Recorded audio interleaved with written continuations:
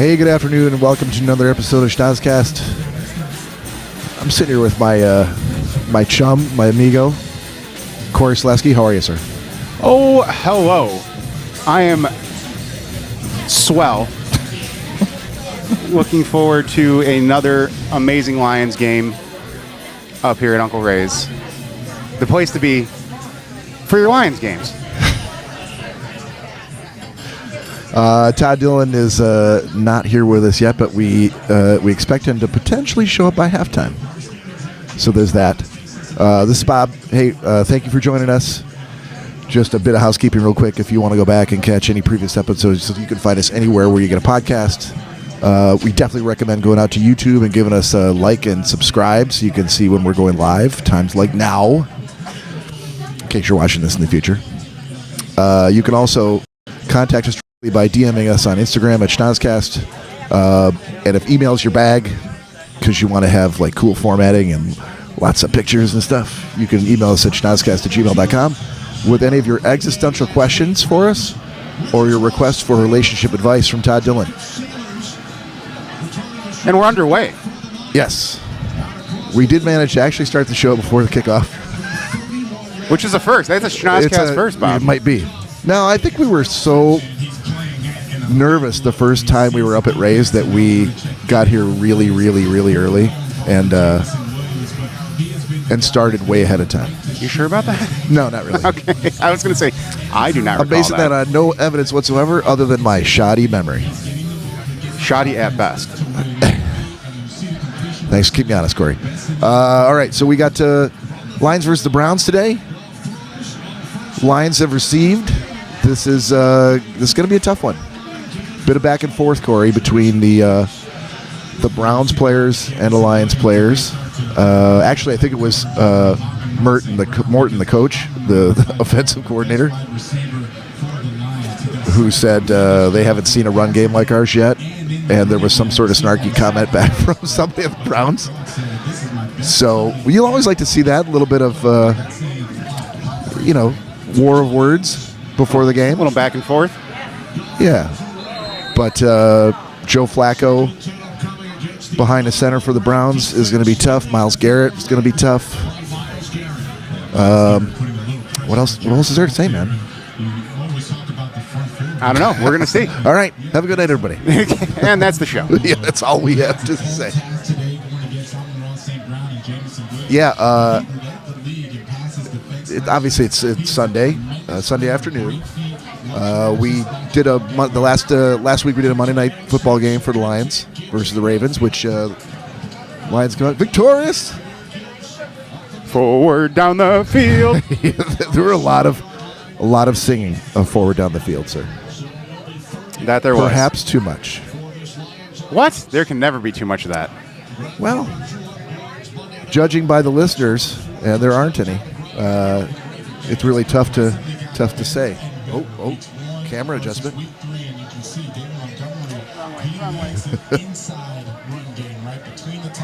Yeah? Better? There we go. Closer? Warmer? Okay. Warmer, softer, gentler. So, yeah.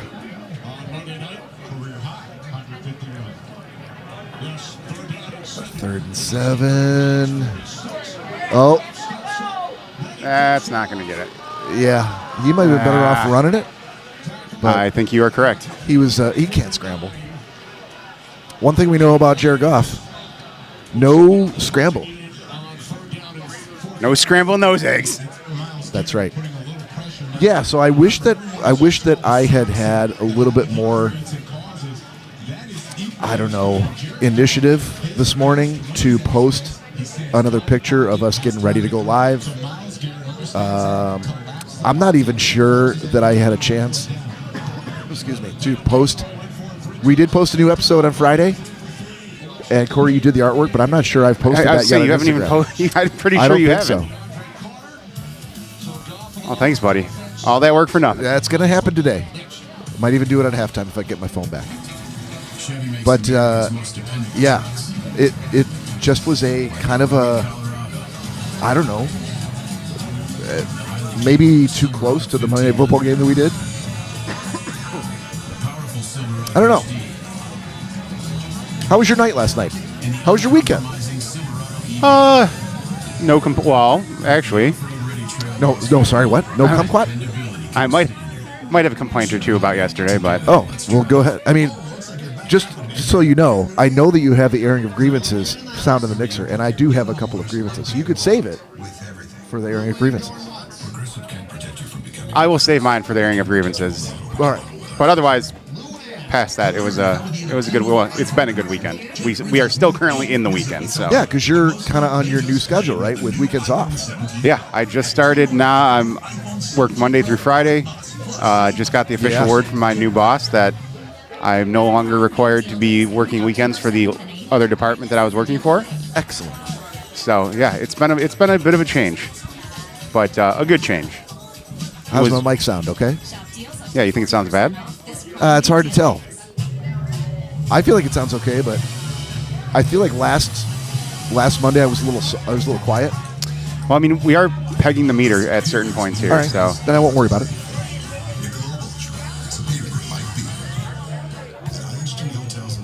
And your better half, the lovely Danielle Selesky. Almost. I was going to say, wow, It's just, not like we didn't get married or anything, buddy. I've known her for more years as a Finn than as a Selesky, to be fair.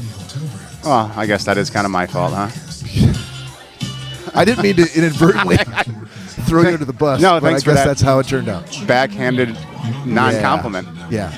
But we love it when she is here and supporting us. It took you so long to ask her to marry you. I did not say that. That's basically what you said. In so few words, Listen, Bob. I think you know me well enough that if I was going to say that, I would have just fucking said it. Yeah. Yeah. But you know what? Sometimes you, even though you're usually, even though you are a double English major, sometimes you twist those words up a little bit to mean something else. You can't twist if you're a single English major. That's just crazy. Took me that extra 2 years to get that double English major. No, it was actually only one. A lot of people go to college for 6 years. Yeah, they're called doctors. All right, Brown's got the ball back here. 0-0 still. Come on, defense. Oh, threw him into the first down. And they're putting him down there. Why do you do that? You know where the marker is. You literally tackled him right by the marker. Don't twist him around and then throw him for the first down. That's what I'm saying. He gave him the first down, basically. He Yeah. should have kept on driving him backwards. But what do I know? I'm not an NFL player. That is, you are not an NFL player. A scientist, perhaps, not an NFL player. A damn good scientist at that. With sketchy credentials.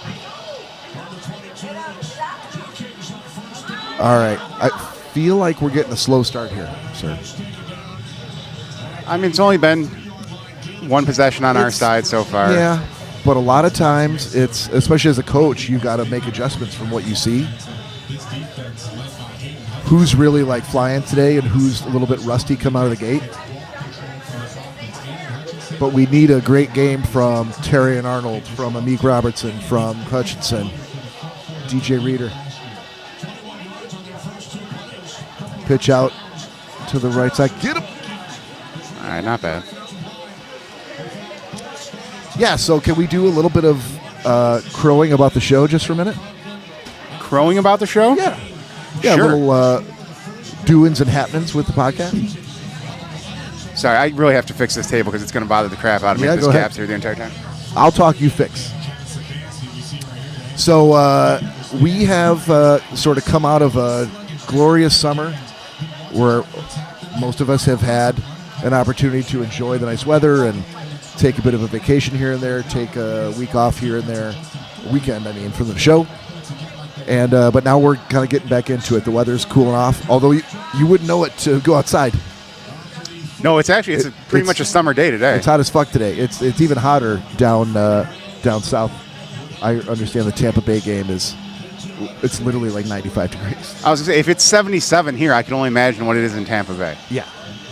But we are kind of back in the saddle, and we reached out to 3 different parties, one of whom loyal listeners will know as the Sound Eaters, the ladies from France, who we had on the show before it and had a great time.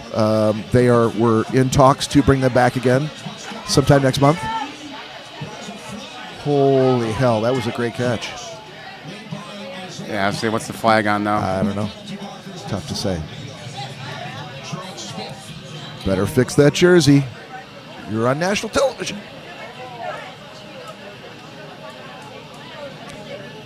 All right, what's the flag? What's the flag? Yeah. Shouldn't be that hard. Oh, yes.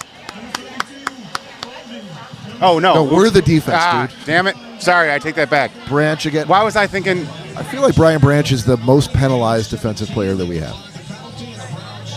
Could be wrong. Again, no evidence. just saying. Just saying, out loud. So anyway, yeah, 3 different parties negotiating with dates for, October and early November. And there's a 4th one, Corey, that you don't know about. That I've seen the messages between Sound Eaters. Another great catch. You got to be kidding me. Andrew Rivers. Yep. And then the crime. Nina Instead. Yeah, the true crime. Those are the 3 I know about. Yes. But I did reach out to Gina, superfan Gina Flassbaum. Gina Flass, what? So there's a podcast that she follows. I think it's called the Open Minds Podcast. I've not listened to it. I didn't even know they existed until I saw the post that she shared on Facebook. But she reposted an ad that they were interviewing 2 different psychics on the show. And I don't know if you remember, but it's been like for the last few years, we've talked on and off about having a psychic on the show. I think Gina recommended it at one point. We talked about it. It kind of died, then it got resurrected. But I saw that and I'm like, you know what? I think we need to resurrect this conversation again. So I asked her, I'm like, hey, do you know these people? I know you just reposted or retweeted, shared. Retreated. Shared the Facebook post from Open My Podcast. Can we do? Sorry. Right? Two fireballs. Yeah. You need one? What's it? No, I'm good right now. Yeah, we're good with that. 2nd out of 9. Browns at the ball. Another catch. Nice tackle, though. So she said, yeah, I know at least one of them. I mean, she may know both of them, but she's like, oh, you're into psychics now? I'm like, listen, we're coming around. It may take us a while. It's not we're or we are. That is a you, as in Bob. Wait, does that mean that you're not interested in having the psychics on the show? Or no, that you've always been interested in it. It's been me holding us back. It's the latter. Okay. Have you ever been to a psychic? I have not actually been to one, no. Neither have I. So maybe Todd has, but I think that, since we're now a 3-man podcast, and we have been for the last year, it's a different vibe, a different mindset, and I'm open to trying new things and having new experiences on the podcast. As we talked about with one of the other ladies that...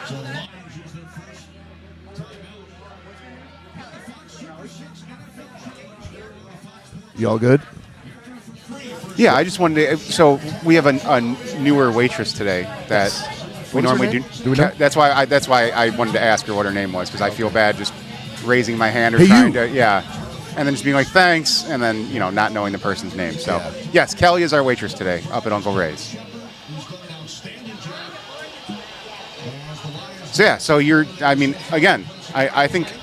I don't know Todd's thoughts on it personally, because I don't think we've ever really discussed it too much with Todd.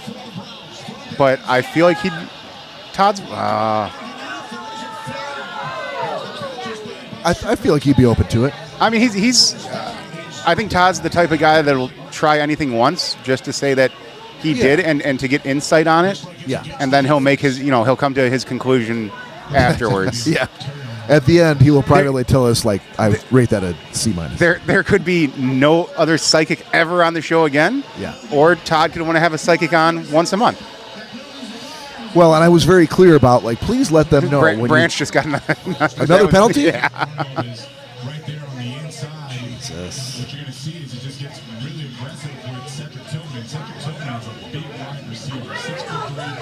Oh, boy. Okay.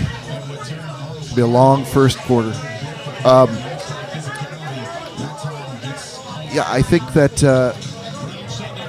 I think we need to, we owe it to ourselves to give it a try. And I was very clear, like, hey, can you reach out to them on our behalf? And she said, sure. So waiting to hear back. It might be another couple of days, but I think we got it. But I was very clear. I'm like, please let them know that we're not wanting them to be on the show so we can shit all over psychics. We're going to take it seriously. I don't believe that any of us have ever been to a psychic before, so we are green and we are open to the discussion. But please let them know that. We may be a comedy podcast, but when we do interviews, like, we take it very seriously. Oh, yeah. We're not going to have a psychic on and just try to debunk them the entire time that we're talking to them, or be like, well, okay. Yeah. She's like, I thought you were a skeptic.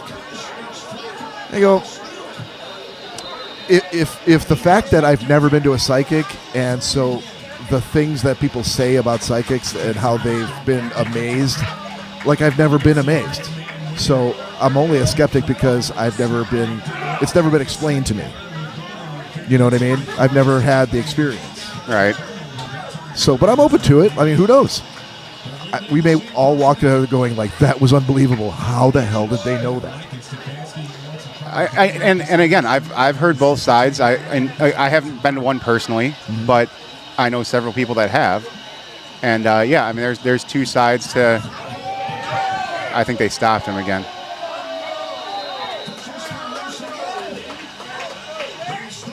They stop him again? 3rd and goal now. No, it's 4th and goal now. Oh. Holy shit, that's fantastic. Yeah, they definitely stopped him. I mean, I guess if you're going to let them march all the way down the field, this is a good way to end it. Of course they're going for it. There's no way, right? They're not just kicking a field goal. Yeah, they're going for it. Oh, come on. 4th and goal. Browns on the half-yard line. Oh. No. Oh, we made it. Yeah. Damn it. Man, I thought it was close. They almost had him. Had him. All right, so there's a lot to take away from that drive. Secondary has got to be sharper. Branch has got to stop committing so many goddamn penalties.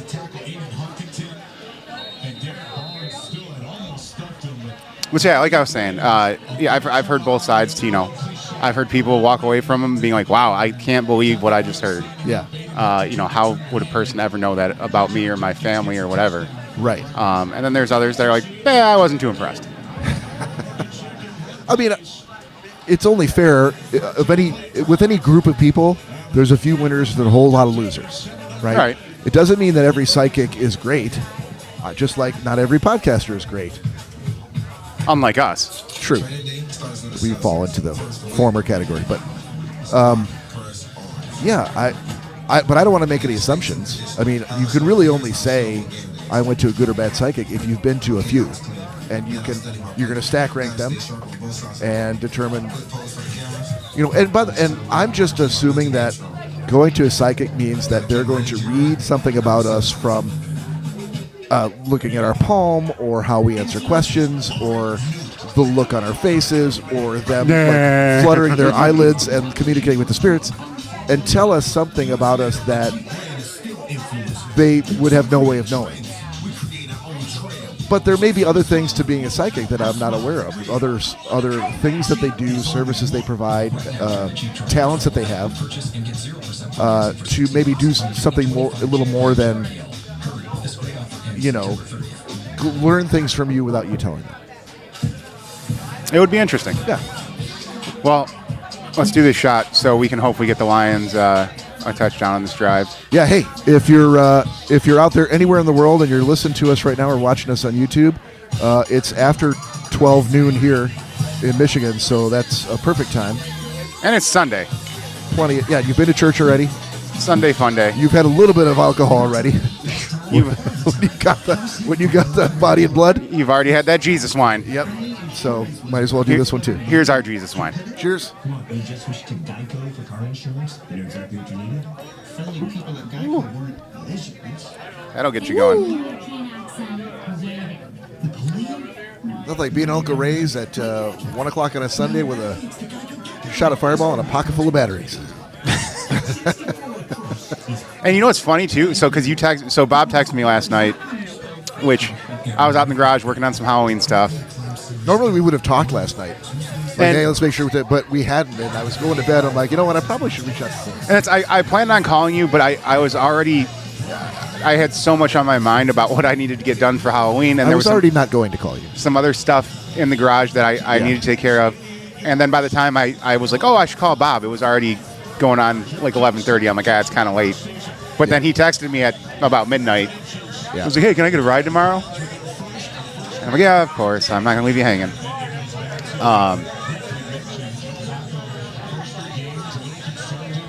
How are you, sir? Okay, then. Anyway. Ta-ta now. I can't remember where I was going with that. I was working on stuff in the garage. Working on the garage. I texted you for a ride midnight. And it occurred to me, too, because I grabbed 2 batteries, which I thought it was our sign only takes 2. Woo. Nice return. Yeah. To the 37. Yes, I was like, I should grab some batteries for the on-air sign in case it dies out during the show. Right. But I only grabbed 2, thinking that's all it took. And then we got here today, and you're like, because I was going to call you to remind, be like, hey, make sure we have batteries.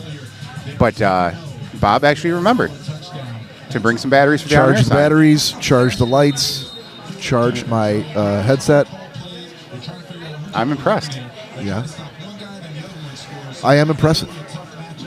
I'm quite impressed with myself. All right. 7-0 Browns. Lions got the ball back. Okay. Ain't starting great. Oh, boy. He's getting hurried out of the pocket pretty quickly, I think. Yeah. Jared Goff. Come on, buddy. Let's do the other back end of this shot. All right. So I'm in the habit now of being a race with these like hefty shots out of the corner of my eye. I'm like tipping it back up. I'm like, does Cory look like he's drinking the whole thing? Does it look like a half drink? Dude, I'm telling you, when it's weird because Heather and Sadie pour just about the same amount for us. Yeah. And they're very well-to-do shots. Yeah, they're like, we're just trying to get rid of this fireball. Just give him a double shot. No one else is drinking it.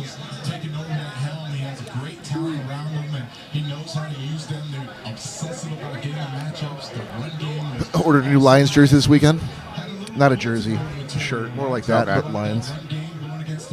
I got to find mine because I saw when I get my phone back, I'll send you the link. But it's all black. This material. Yes! There we go. St. Brown with a nice catch. But yeah, I happen to be, I get NFLshop.com emails like every week. And if I'm in the mood, I'll like thumb through it. What do they got this week? And I saw that. I'm like, I have not seen one like that before. So I'll send you the link. Yeah, and I do feel bad because Danielle got it for me for my birthday last year, I believe. Yes, you should at least try to look for it.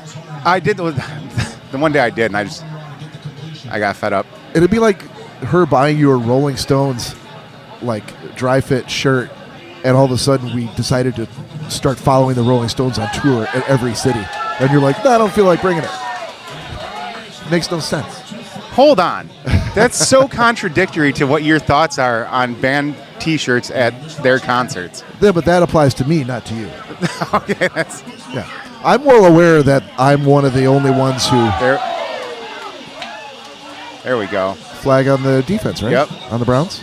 Yes, sir. Yeah, I'm well aware that not everyone shares that, so I just assume if you're not a big concert goer, you're going to wear a T-shirt of the band you're going to see. I mean, fair enough.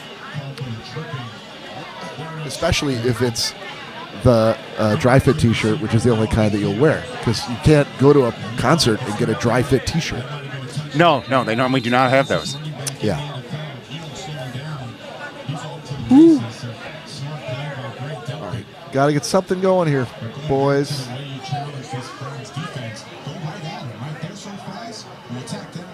First and 10, deep in their Browns territory on the 14.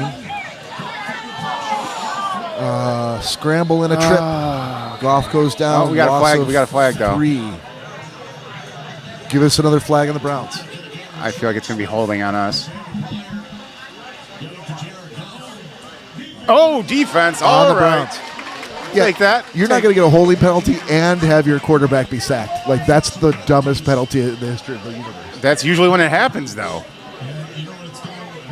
I mean, if you're going to hold somebody, it better result in a breakaway for a huge gain, and you hope that the refs didn't see it. Good luck with that. It's from my NFL days, Corey.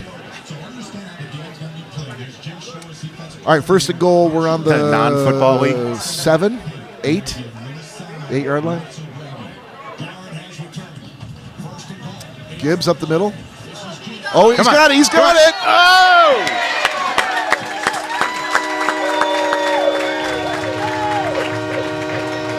Forward down the field. She's like, are you going to start singing? She hasn't watched a podcast. She has no idea we sang Forward Down the Field like 8 times last week. Forward down the field. I have not committed the rest of the words to memory. Neither have I. In fact, even though I said, I'm sure astute listeners and viewers will know, even though I said Todd the lyrics to Forward Down the Field last Monday, and we were looking at them while we were singing, he's still like, it's like he had never heard the song before. He's like, forward down the field. And I'm like, no, that's not how it goes. Do you even know how to read sheet music, Todd? That's a slotted 8th note. No, that's a downward 16th. Totally made that up. I have no idea how to read music either. Clearly. At one point I did, because I took band. Did you ever have to take band at all? Did you have to do the recorder at least? So let me tell you a story about the recorder. Yes, because when I went to school, everybody had to do the recorder. That was you could either join the band or not. like middle school, elementary school. Yeah, like 3rd grade, 4th grade. Yeah, we definitely had to do the recorder, and there was a girl in our class. Oh, I see where this is going. Kim Huang, who was your stereotypical Asian genius that did everything, knew everything, could play off. Time out. Oh, hello. You launched the story off with the word stereotypical Asian genius. Yeah. Which right now is the front runner for the episode title. I'm just telling it, Bob, I'm telling it how it is, okay? And you're saying she excelled at math and music and science. Everything.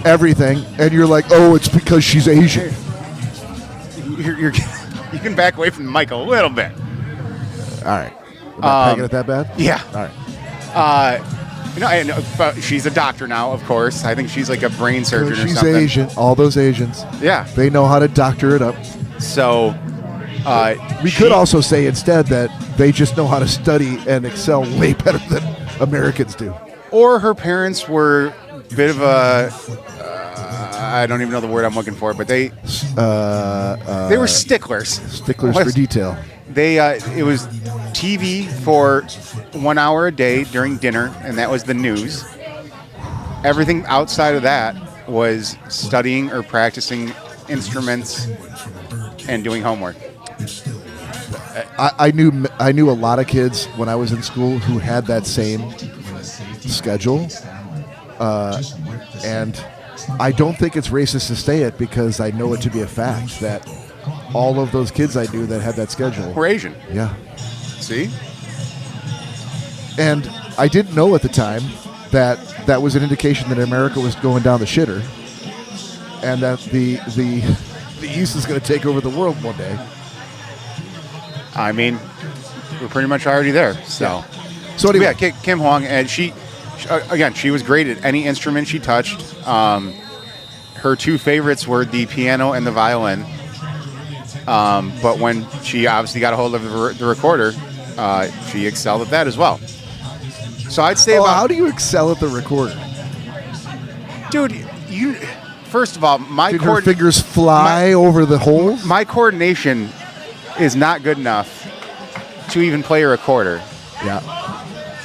So, but she was great at it. So I'd say about 50% of us in the class just relied on Kim Huang to play the recorder, and we just all kind of were like, just doing whatever with our fingers. And so when we stood up Can in you front do of the that class, Meaning that you were just playing whatever because you knew her. we weren't doing anything. We were literally just moving our fingers. We weren't. Oh. We would put it up to our lips and just move our fingers. You weren't even trying at that point. No. Okay. And I do remember vividly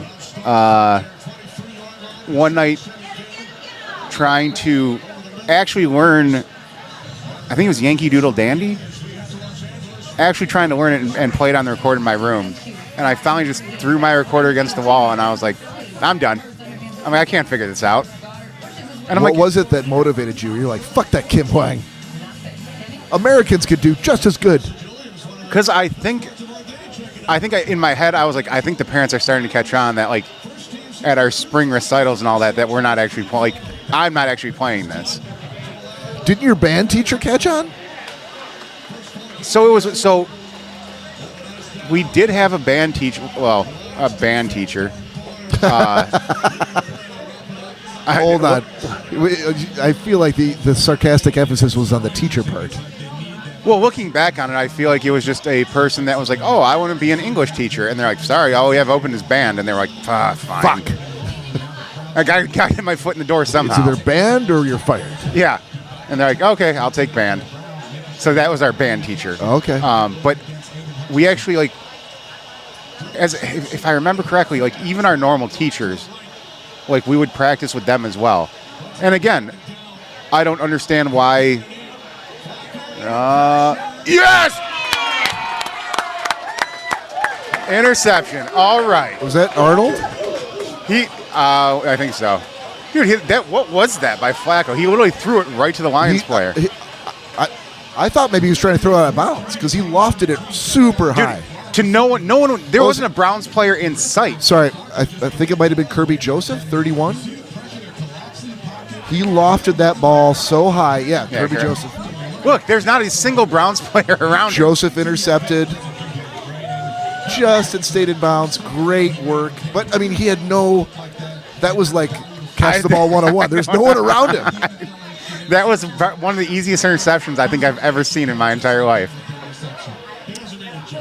All right, so Cory, it's 7-7 right now. Minute 49 left in the first. Lions to get the ball back. I'm feeling a little bit like the scales have shifted a little bit. Yeah. Good catch. St. Brown with the catch. Like, we just needed a couple of wins, right? An interception here, Couple a stop there. Couple flags on the Browns. Yes, and not on Brian Branch. Yes. Didn't Kirby Joseph have like a record number of interceptions last year? Oh, I do not recall. If I had my phone, I'd tell you. Dude. Again, bring your MacBook next time. We have plenty of room now. Yep. That's just in case. I shift and adjust. I do want to figure out my phone and why it's not connecting to Switcher, but just in case. Yep. Then I don't have to hear you complain the entire game. Hey, hold on. Not even on the first quarter yet. I'll stop the complaining in 52 seconds. You sound like a 14-year-old high school girl. I don't have my phone. Dude, I don't have my phone. I can't check Instagram right now. Oh, I need to see what's going on Instagram. Yesterday, you know the difference between adults and kids? Phones? Well, I can't even know. That's not even correct. Because even there's plenty of adults that can't get off their phones. My wife being one of them. If I told you, if you told me something, and then I asked you to tell that to me, as though I didn't hear it the first time, you'd say, "I said I already told you that."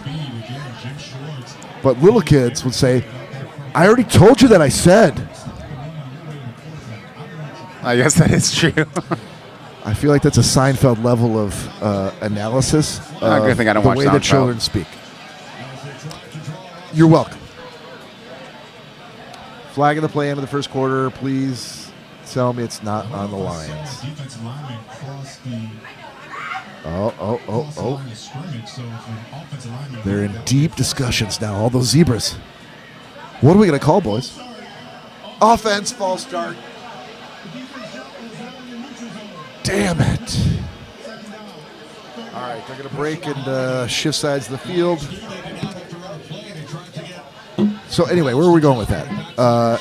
So you threw your recorder against the wall, decided that music was not for you, Not happening. told your parents, I'm quitting the band, and I'm going to play hockey for the rest of my life.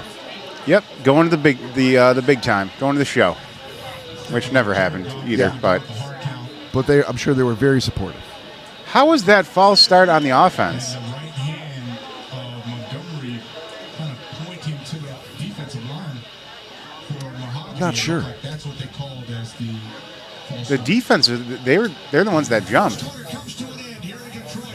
I mean, can you challenge a penalty ruling? I don't know if you can. I don't think so.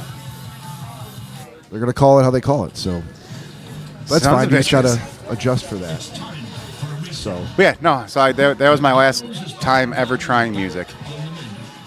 I'm not going to pretend like there are any Edsel Ford class of '88 graduates listening to the show, but in the event that they get morbidly curious at one of their fun reunions, I recall that at Snow Elementary in 4th grade, my band teacher was Mr. Sladewski. Not the Sladewski. Walt Sladewski. It was like you took a offensive coordinator, made him wear a suit and tie every day, and told him he had to teach band. All right. He was not that he didn't know anything about band. He was just all about the discipline. Somehow he's like, you, Huang. Hello, Mr. Sladewski. Always a great start to that that improv. It's 1, 2, 3, 4. 1, 2, 3, 4. Every fucking stanza. Oh, I gets it. Chinga chonga binga bong. Jesus. Okay, all right. You know, English is so good. Sorry, I did watch the. I hope you like how I played violin. Did you say play? Play the violin. This is really horrible. It's 100% horrible. I will say, Did you ever watch that YouTube special, that stand-up special I assigned to Cory, Des Bishop? I'm Cory. Or something I assigned to Todd. You are Cory. I assigned it to Todd. Had you ever watched it? I don't think so. He's a 6'2" tall, privileged white male with gray hair. Bit of a David Beckham look, minus the tattoos. Speaks fluent Chinese. Like actual Chinese? Not Yeah, my Chinese? he lived over in China for a few years. I think he may have even done stand-up in China to a Chinese audience. That'd be pretty impressive. Sounds difficult. Well, yeah, because things don't always translate the same. Nice catch. Holy shit, how did he come out with that? I'm not sure. That almost looked like an interception. Wait, they don't speak the same language? No, I said translations don't always work out. They don't? Like when you write a joke in English. This is you're blowing my mind right now. Listen, buddy. Listen, buddy. You know what? At least I can text my wife and talk about things since I have my phone. Oh, is that how we're going to play it? Okay. All right. I kicked the field goal. 48-yard field goal is good. 10-7 Lions. Second quarter. Come on, defense. Come on. Thank you, Michael. Appreciate it. No, cameras you're are coming good. this way. Oh, that one you're definitely on. You're fine. You're fine. Did she moonwalk for us a little bit there? She gave us a little shimmy, that's for sure. It was like a little back and forth. The old shimmy. Yeah. Hey, at least she didn't threaten to sue us. That That's is a new true. one. That is true. All right, so, ooh. Come on, headphones. You got the airing of grievances song there? I do. Let's knock it out. The Festivus begins with the airing of grievances. I got a lot of problems with you people. Now, you're gonna hear about it. As I rain blows upon him, I realize... Oh, there had to be another way. All right. I'm going to defer to you to start this off. I know you had one that you seemed pretty spirited about, pretty excited about. So let me turn this way so lips cannot be read or things cannot be heard. Hold on. First of all, she can't read lips. Secondly, she's not even looking at you. She's got her phone right here. She's one of those privileged people that happen to have their phone. I'm not sure what that's like, but it seems pretty awesome. She's not looking at you at all. Well, just in case she does. All right. So as we discussed previously, let's make up fake names to protect the innocent. Fake places. I think I can get through this without even really using any names. All right. But as we mentioned previously, yesterday was my first Saturday off on my new schedule. Yeah. And I mean, don't get me wrong, I was very excited about it until I discovered that my first Saturday off was going to consist of going to kids' birthday parties all day long. Time out. I talked to you on Thursday, and you knew at that point you had 2 birthday parties to go to on Saturday. Yeah, but in fact, it killed my when Saturday. Jason asked us if we would like to go to the Uncle Ray's golf line on Saturday, you were like, yeah, I think we should. And I'm like, dude, I have 1. You have 2 kids' birthday parties. No, There's no way we can go to that thing. I knew. You definitely knew about that. I knew in advance, but again, it still killed my Saturday, knowing that I had to get up and go to kids' birthday parties. That's fair. But it's the way you painted it as though you were like it came out of the blue on Saturday. Oh, well, I apologize if that's the wording I used. I'm but sure yeah, you didn't know what time they happened at, but No, I just knew I had to get up early, which I would already do on a Saturday if I was working right. and making money, not going to Keep money. birthday parties of kids that are, well, one wasn't too young. I mean, he might remember his 5th birthday, but the other one was a one. Do you remember your 5th birthday? No. Well, it's fair to say he's not going to either. So, What's trying to be what's the nice, youngest but- birthday you remember? Heather, you got 2 fireballs. The youngest was yesterday. It was a fucking 1-year-old. No, your birthday. Oh, that I remember? Yeah. Oh. Man, I don't. Do you remember really any honestly- birthdays before the age of 20? I remember my 21st. Again, so nothing under 20. Not really. Yeah. So I think it's fair to say. Don't get me wrong. It's not like I didn't have I had birthday parties. Yeah, but you don't remember them. No, it was nothing like. You don't remember who was there, who wasn't there. I mean, I could tell you who was there and who wasn't there because it was always it's the same crowd. Yeah. So you just went, okay, Thank you, ma'am.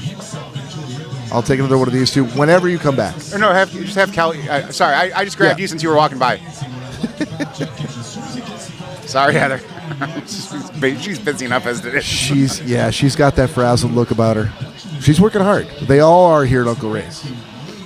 Yeah, the bar is full, and most of the tables are full. Yeah. Oh, there we go. Is that Hutch? Hutchinson with the tackle. With the sack. Thank you, ma'am. Oh, I'm good. Now I feel really bad. She just brought over another drink for me. I'm good, Thanks, Heather. Kelly, if you want. No? Kelly? And yes, please. First of all, Danielle was like, "Hey, Kelly, can I get another one?" And then this guy at this table over here was like, "Oh, while you're grabbing that, I'll take one." And then I was like, "Can I also get one?" She was looking at all these different tables at the same time, like, Yeah. okay. Yeah, Hutchinson with the sack. So now we got 2nd and 16. Browns possession. They're on their own 45. False start of some kind. Okay. So back to your lousy. So you had 2 birthday parties. What was the time? What was the earliest one? Noon. Okay, that's not too bad. Anything No, before noon is like fucking ridiculous. On No, a Saturday. it wasn't. But again, it was my first Saturday not having to work at 8 a.m. Yeah, but that means you probably slept in until at least 10:45. Yeah, Yeah. but still, to have to get up and That's be like, all right, that's time. kind of a victory. A little I mean, bit. that's a bright side. The victory would have been a full victory. Would have been getting up, going out in the garage, doing what I need to do, cutting the grass, and getting some Halloween stuff taken care of. Now, was this Danielle's like nephew or niece? So the first one, the 5-year-old, I don't know really how to put this. So her brother is dating a girl that has a child from a previous relationship. The kid's dad is a piece of shit. All right. And Danielle's family has become very attached to Alex's girlfriend's kid. Okay. I don't know you need to say his name, but okay. No, that's neither here nor there. All right. But they've become very attached to him, and they treat him like a grandson. Which is actually pretty cool. But it's not. So it's friends of Danielle's family, not any of Danielle's in-laws or family members. It's technically her brother's adopted, not legally adopted, but adopted child. Okay, all right. But that's one of those judgment things. Like, I'm sure you're like, hey, it'd be pretty cool if you were to recognize this my first ever Saturday not having to work, where like you could go and I don't necessarily have to go. It's one of those coin flips, right? Where some ladies are really cool about it, and some are like, I want you there with me. And don't get me wrong. Again, we're up here podcasting on a Sunday during the Lions game, and Danielle's of course sitting over here being supportive. Of course. I think But you all didn't say I expect you here. No. She, and I see your side of it, but I think she was also very excited knowing that it was my first Saturday off, and I was going to be able to make a family event. Which normally she would have gone to without you. Which normally she would have gone because I would have been working. It's tough. I could see both sides. So, yeah, I think she was just very excited the fact that I was going to be able to make a family event. And, you know, it's been the first time in a very long time I've been able to do something like that on a Saturday. But then, thank you. In return, I would hope that next Saturday...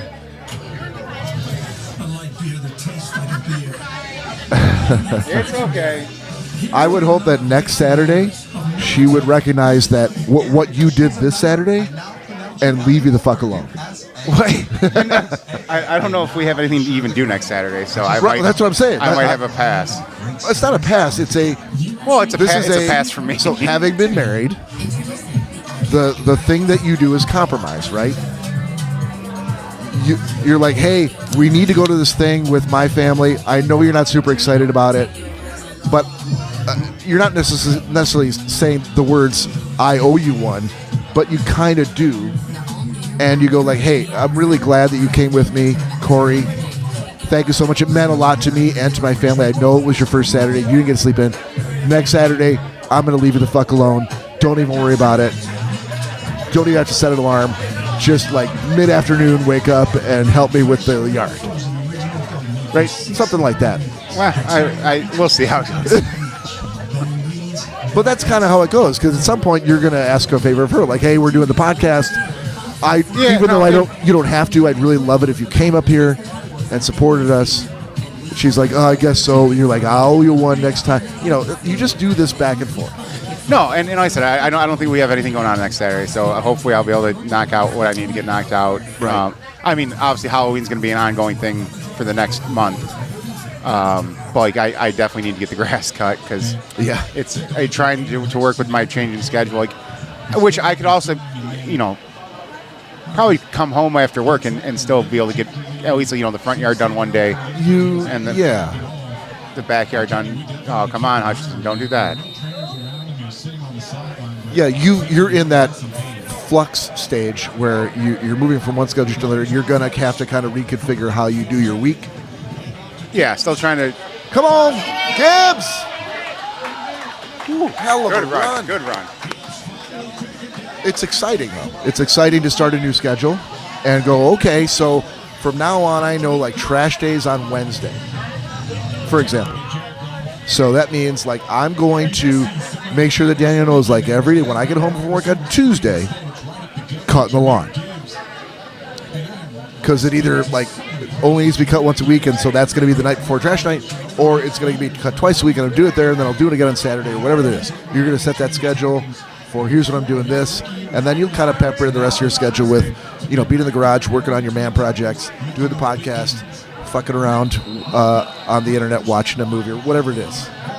That will all kind of change slightly now that your schedule has changed. Yeah, like I said, it's just going to take some time to get used to, and then like I said, move some stuff around because Mondays used to be my days off, and that's when I got the bulk of most of all my stuff done. Kind of nervous about, instead of being off Sunday, Monday, now you're moving to being off Saturday, Sunday. Like you're losing a whole day where you were able to, because Danielle was at work. Yeah, be by yourself, focus on the things that you wanted to get done, without having to do those things, and also cater to your lovely wife and make sure that she got done the joint activities. Hence why yesterday was a grievance because it was my first Saturday off, and it was taken up by kids' birthday parties. Hey, post time for Schnauzcast listeners, fans out there. Please join us. Cheers.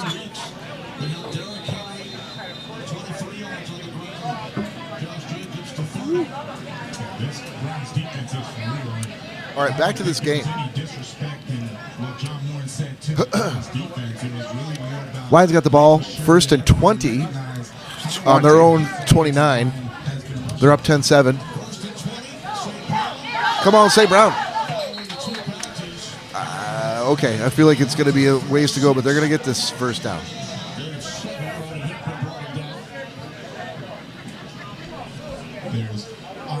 Just look at the blocking, the dirty work that we mentioned earlier. He was the one doing it. I actually had 2 grievances. The Festivus begins. No, we're still in the. Just so people know. A lot of problems with you people. Now you're going to hear about it. As I rain blows upon him, I realize that. Yeah, because I actually had a kid's. Oh, I didn't ask you. Sorry, I didn't ask you about the second birthday party. You had a 5-year-old party at noon. Oh, Your second party was when? it was supposed to be at 3, but the other party ran into that, so we were late for the second party. But that was a 1-year-old, Bob. Fucking 1-year-old. So you were back-to-back birthday parties from noon until when? Like 5 o'clock? Like 5 straight hours of birthday party? No, I think we left the second one around 6:30. Jesus. Yeah, hats off to you, sir. That 6:30, maybe going on 7, because we didn't get home until 10 o'clock.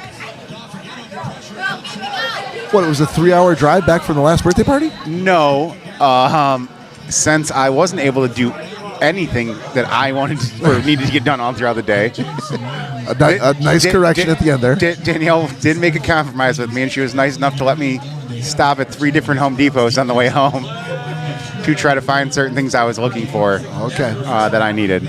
So yeah, we stopped the first one. We were able to grab some stuff from there. Yeah. They didn't have some other stuff I was looking for, so stopped at the second one. They had some stuff I was looking for, but not everything. And then we stopped at the third one, and I was able to clean up and get everything that I needed. But she was very nice, and again, she could have been okay with just the one Home Depot. Yeah. But she gave me 2. Yeah. And then after I was like, well, on the way home, there is the Home Depot by us that. Yeah. I was like, that's fine. So at some point, you hit the number of years that you have to be married in order to say, like, I will not be going to you with those birthday parties today. Have fun. I'll see you when you get back. There's a number of years you have to be married before you can pull that card. I'm not sure what it is. See, the thing is, though, I don't know. Because I'm not disagreeing with you in that statement by any means. I know that because my dad used to say exactly that. He's like, what? Well, nope. Have fun. But that's the thing. We kind of grew up in, with my dad had a different outlook. He just shut his mouth and was like, okay, guess we're going to another He rolled over every time. Going to another kid's birthday party. Yeah. So, yeah, I don't know. I feel like deep But that's the kind of guy he was. Not all of us are. Some of us are pieces of shit. Some of us are great like your dad. And they just roll with it and they do what they're told. I wasn't saying that because that clearly doesn't apply to your dad. He was a great man as well. Well, he He can't be great all the time. He knew when to speak his mind when he needed to. Yes. There was an alpha in that relationship, and it was definitely him. My entire life. My dad would not speak, and hence why he probably had a massive heart attack at the age of 49. There may have been birthday parties that we didn't go to because somebody told him that there was one, and he just decided not to tell anyone. He was the only one that got the information? Yeah, like whether it was his brother or like a family friend or someone who worked for him. He's like, no one needs to know about this. No one needs to. Yeah, this is something that if I tell them they're going to want to go, they're going to say we should go, and I don't even want to bring it to that point. 2 weeks later, when your mom was like, "Come on, it was so and so's birthday party." Yeah, my dad be like, I don't know. No, I guess they did. I did tell you this, right, about my dad, or maybe it came up during Phil's dad's funeral weekend, that outing. My mom was a big pack rat. Okay, I don't think we've talked about this. Yeah, dude, she kept when my parents sold their house in just outside of Kalamazoo. Before they kind of separated, my dad went to a condo. My mom bought a house of her own. We were there like all weekend trying to help them finish clearing out the house. And the last things to go were all of the closets that held all of her clothes, where it appeared to me as though every single dress or outfit that she'd bought since I've been alive, she'd kept and never thrown anything away. Wait, I'm sorry, you said every single outfit? Every single stitch of clothing she'd ever bought, never went in the trash, never got sold. Now, my mom liked to do garage sales, but she also hated to do them, so they only happened like once every 5 or 6 years. So, hey, I will say, and you know I love your mom. I already finished mine, buddy. Yeah, I know I did. I was saying we already. I was just giving it a little, just swirl? for the nose feel. The note. Smell the notes in the fireball. Huh? Which might be the first time anyone's uttered those words in that order. This has notes of cinnamon. It's got notes of some sort of chlorophyll and weed killer, perhaps rat poison. So and you know I love your mom. Yeah. But I will say the sign of if people have garage sales, that is a sign of a pack rat. Well, in fairness, not always. Remember, Vicky loved to have garage sales, and she would use it as an opportunity to really kind of get rid of stuff. And there were things that if they didn't sell, they weren't coming back in the house. They're getting tossed. Yeah, and that's a great way to do it. Like, the garage sale is a way to give people a chance to buy your old shitty stuff. But once it comes out of the house, it goes on those tables. Like, it doesn't come back to the house. You have to be very disciplined to make sure that doesn't happen. Well, yeah. So, oh man, we're going to go down a rabbit hole now because what are we doing a 3-hour podcast during a Lions game for if not to go down a few rabbit holes? So, my mom had one garage sale when we were young. Just the one. Just the one. Yeah. I think she ended up. And she only did it for one day. Ended up making $350. And she's like, "What the fuck did I do this for?" She's like, "Why did I even bother doing this?" She's like, "For $350." The work to get it, to set it up, to price everything. She's like, "I had to drag all this out, mark all of it, yeah, put it on tables, lay it out." And she's like, "It's not even all gone." Right. She's like, "For $350?" She's like, "It's not worth any. That's not worth a single minute of my time." Right. Literally threw everything that was still out in the yard, threw it out into the trash. She's like, "I'm never doing this again." She's like, "Things will just go in the garbage." Yeah. And that's it. She never once even considered the thought of having another garage sale. Yep. Now there's other people. Are those people in this bar? No, they're not. So where we live at, Fraser Road is like it's a main street, a quote unquote main street, but it's only 2 lanes and it's kind of 30-35 miles an hour. Yeah. But it's a road major road. It's not a major road, but it's a road that goes basically all throughout Roseville. It's your artery in that all of those neighborhoods. Yeah. Not subdivisions. Neighborhoods. Not subdivision neighborhoods. To get from Main Street to Main Street. Correct. Yeah. But so there's a couple places on Frazo.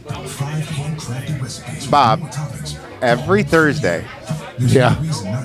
the tents go up, the tables come out, and Friday morning, there is a plethora. Oh, sorry. What? A plethora.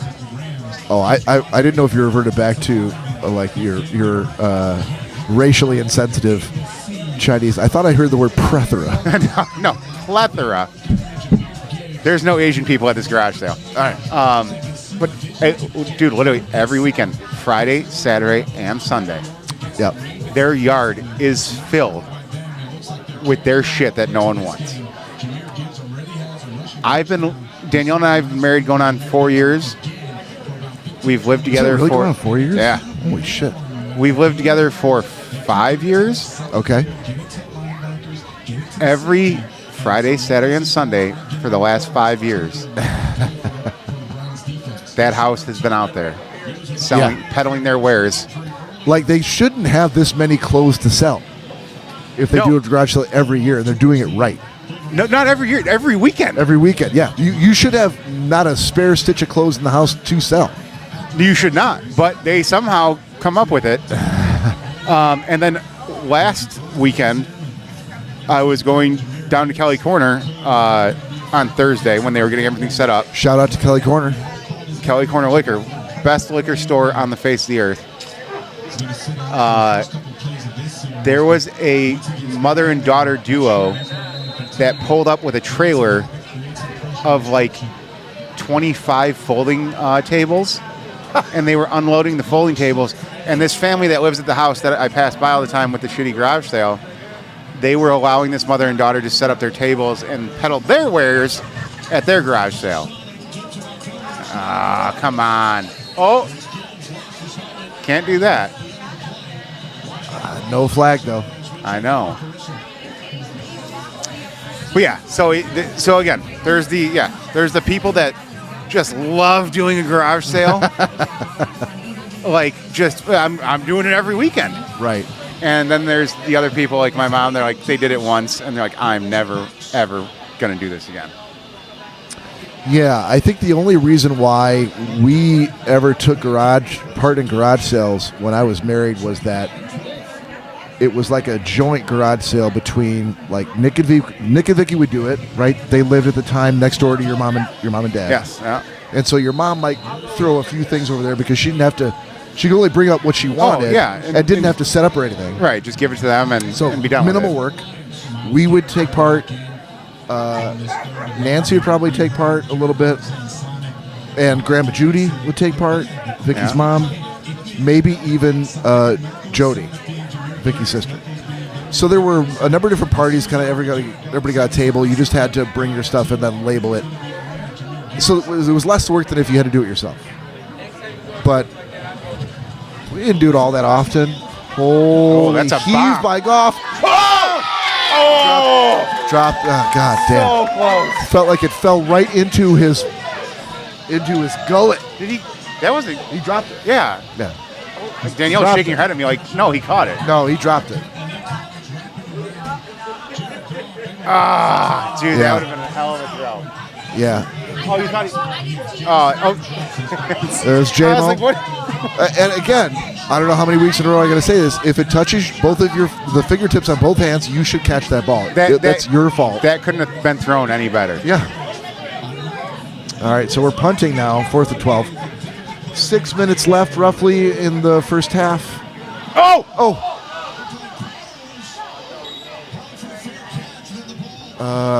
It was a punt supposed to be recovered by the Browns. We may have some hurt dudes on the field.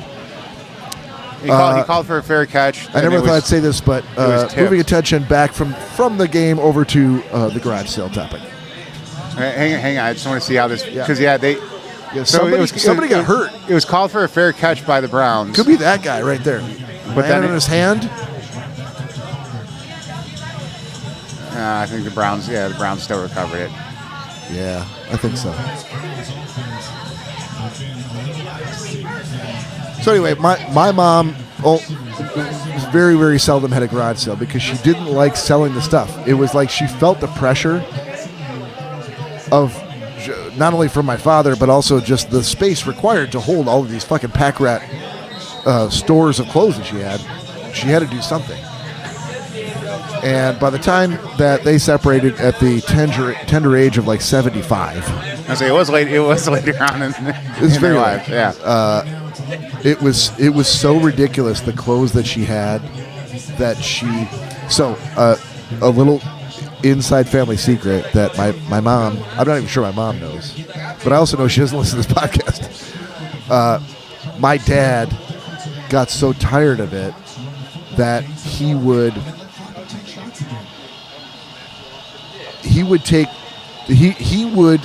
on a trash night, right? Like a trash. Just start throwing stuff out. Just fucking start secretly grabbing shit, throw it in the trash. Not the night before garbage night, but it would have to be a night where, like, the garbage bin was full, right? And he could like lift up a bag of garbage, throw it in there, then put the bag of garbage down in the can, right? Because back then we didn't have giant cans that would 400-gallon cans. It was just a normal small garbage can. It looked like the Oscar the Grouch garbage can. That was your garbage can. Right.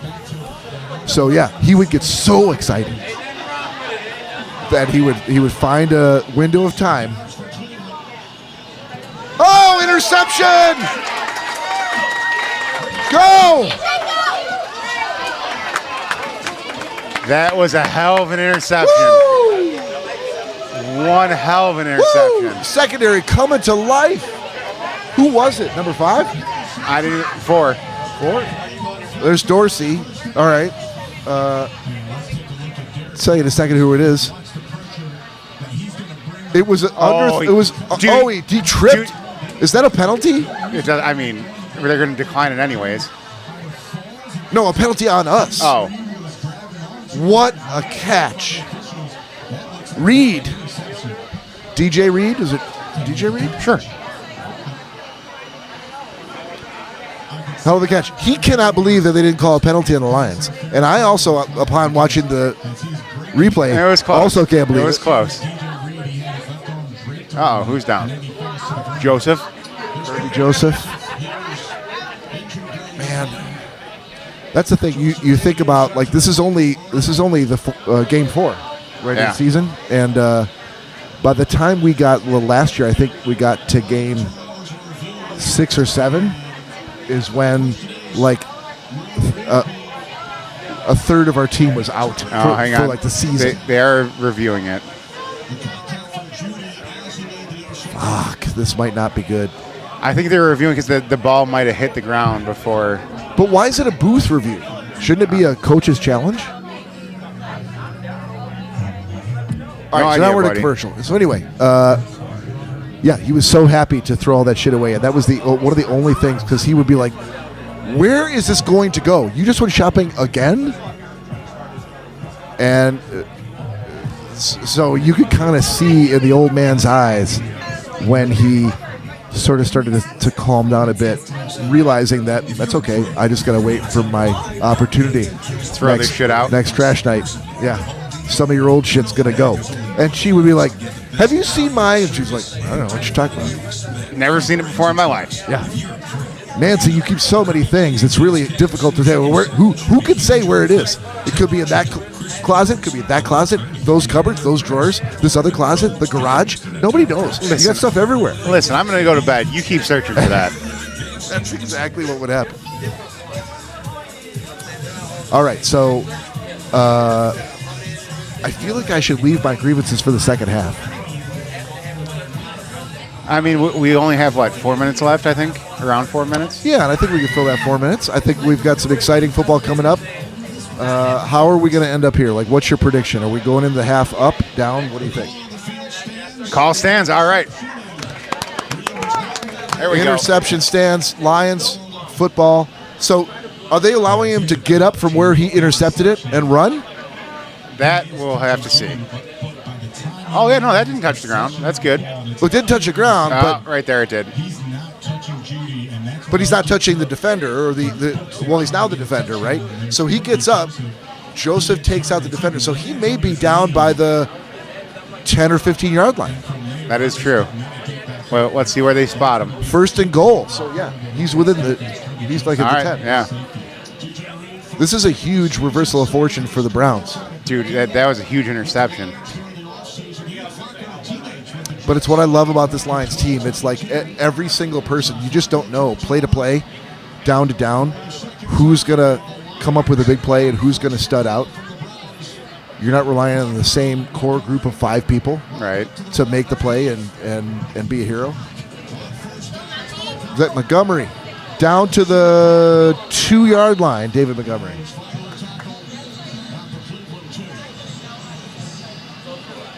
Hey, I want to give a shout out too to the Nonsense Zone podcast. Andy and Len, who were kind enough to give us a shout out earlier today. Apropos of nothing, just decided on Threads to shout out their favorite, their 3 podcasts that they're listening to at the moment. And we were one of them, and I'm so happy that they were thinking about us. Dude, we got to have them back on. Yeah. Andy and Len, we do. You guys are the best. Thank you so much for always having our back and supporting us. We really, really appreciate it. I thought I still had their artwork on here, but I do not. I'll have to fix that for next. Well, the good part about knowing the owners of the podcast is we can just reach out to them and say, hey, can you send us your artwork? Yeah, no, but I thought I still had, because I have their names up here still. Yeah. Assuming they were going to be back on at some point. Yeah. So I never got rid of them, but I thought I had their logo up there as well. Well, why don't I reach directly back out to them and say, hey, boys, let's come up with a, life has kind of gotten in the way. They've had a lot of stuff going on this summer. yeah, no, I know Andy. There we go.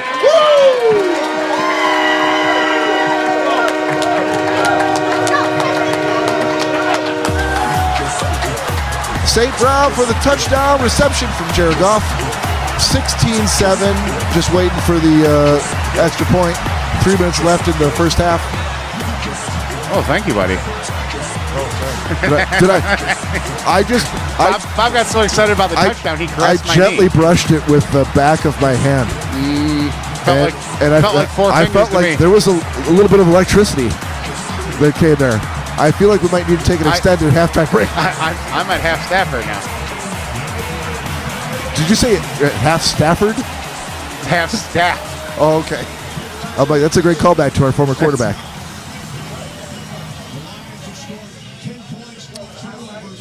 Yeah. I'm so excited about the start that this Lions team is having. Just when you feel like they're down and like, here's a challenge that they've got to figure a way to overcome, they just lean back on one of their so many other weapons to find a way to get the first down, to get the touchdown, to get the interception, whatever it is. I can't wait till Todd joins us potentially in the second half to tell me how many of the things I've said were wrong. Ill-advised or uninformed. Jake Bates.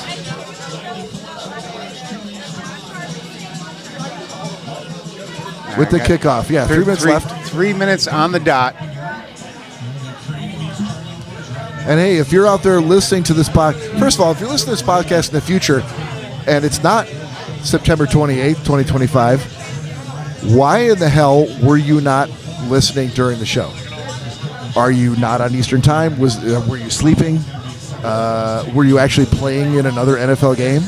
Like, I'm an NFL running back. I can't watch your game. I can't listen to your podcast. Well, I'm also playing in Ireland, like the Vikings and the Steelers were playing is that where this they're morning. playing today? Danielle knew they were overseas, but she didn't know where they were at. Yeah, they started at like 11 o'clock, 10 o'clock, something like that. 9 o'clock? 9 o'clock. No, because they were still playing. No, it's not 9 o'clock because they were still playing when I was waiting for you to pick me up. Oh, wait, you picked me up at 11. But no, that's still, I think they started at 10. I'm just going to call bullshit at that 9 o'clock. I'm just going off of what I heard, buddy. She's a woman. I'll let you tell her that. Yeah, they were playing at Croton Park. Bob will not be back for the second half. Oh, I see. And your Ching Chong Bing Bong kept you on the show for another few weeks. No. You can't compare that. I'm just saying Danielle will kill you for that. Yeah. No, of course. I think I could sweet talk your wife. I think I've got a little silver tongue. Okay. I've got some people have a way with words, and other people not have way. That's a Steve Martin quote. Can't take credit for that. Yeah, I think I did not know until I watched the game this morning that J.J. McCarthy was out. Not just out for the game, but potentially out for the next 5 or 6 games. Oh, that's Some not sort good. of ankle injury. Oh, is he the one that blew his Achilles out? No. It wasn't his Achilles, but he's the guy who was the QB from Michigan who got drafted by the Vikings and then thrown in the game when they've got 3 quarterbacks on staff, maybe 4, definitely 3, and whoever they picked for the starting quarterback went down, and they brought J.J. McCarthy in, and during that game, I want to say it was the first game, maybe. People went during the course of the game from "he sucks, what a bust" to "holy shit, I can't believe J.J. McCarthy pulled out. He's the future of the Vikings." And then got injured. And then he got injured because Justin Jefferson, who's one of the Vikings, star receivers, just a stud, had proclaimed his love for J.J. McCarthy. No, dude, I got your back. You're our boy. And then he got some ankle injury. And then Carson Wentz had to come back in and take over. And he's the one QBing today for Maryland. I'm not sure how the game ended up because, as you know, I don't have my phone.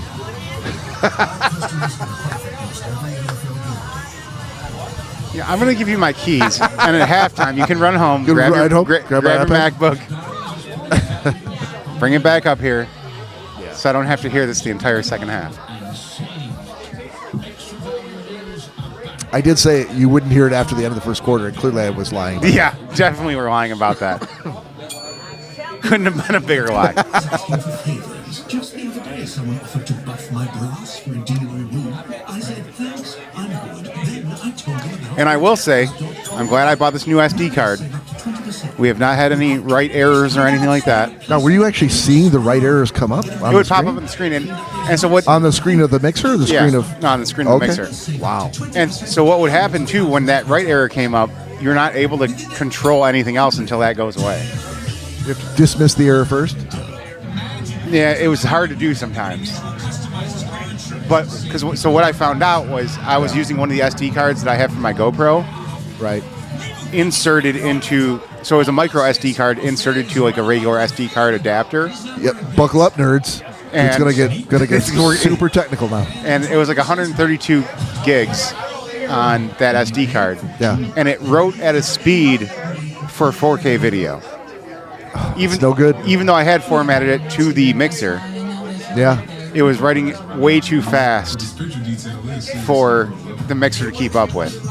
So I purchased one of the SD cards that's actually recommended for the mixer. Yeah. And we have not had an issue yet. So what if we did a whole podcast where all we talked about was the speed of SD cards, and we measured everything in megabits per second, and talked about bandwidth for an hour and a half straight? Do you think that would be the thing that broke us? Yes, nationally? Broke us to the point where we would go from the very few followers we have to zero? To nothing.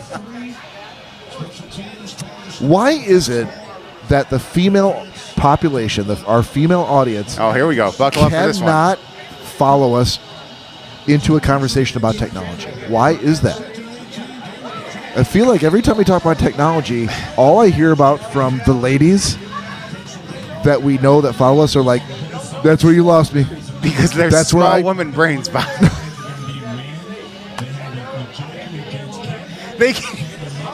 I'm kidding. I love how you set it up to be "Oh, here we go. Bob's about to say something really stupid." And then I just and then when I did, he's like, "I got your stupid. I've got you, sir. Got your back. Listen to this." I thought I was being just kind of dancing on the edge, and Cory's like, "Nope, I am jumping right over that edge."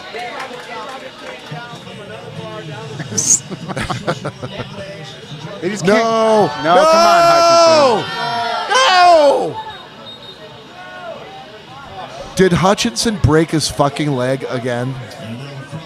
No, he just got a cramp. All right. Minute left in the first half.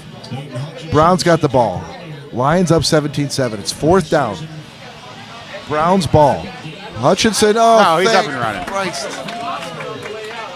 I feel like he just had to really go to the bathroom, and he's like, "Could you just let me lay here and wet myself, and then I'll run off the field." Yeah, he got a little cramp. You guys That's bell all. rung?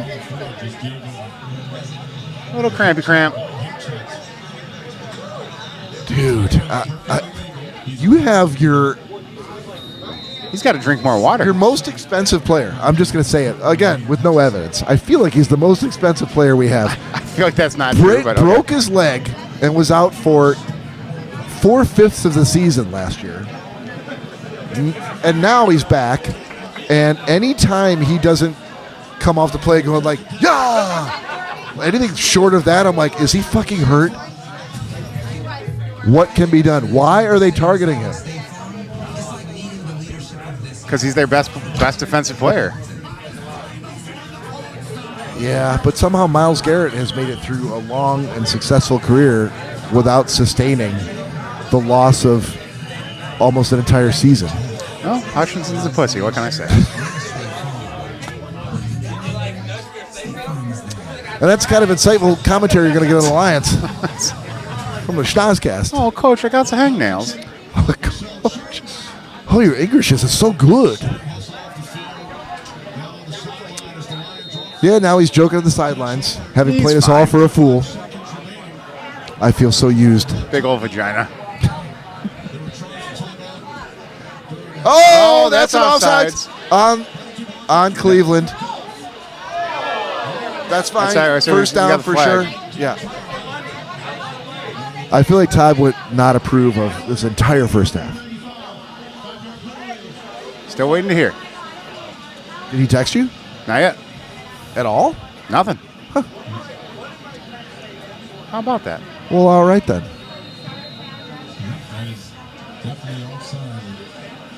Church is running a little long today. No, he. Remember we were talking on Thursday night when we got him on the phone.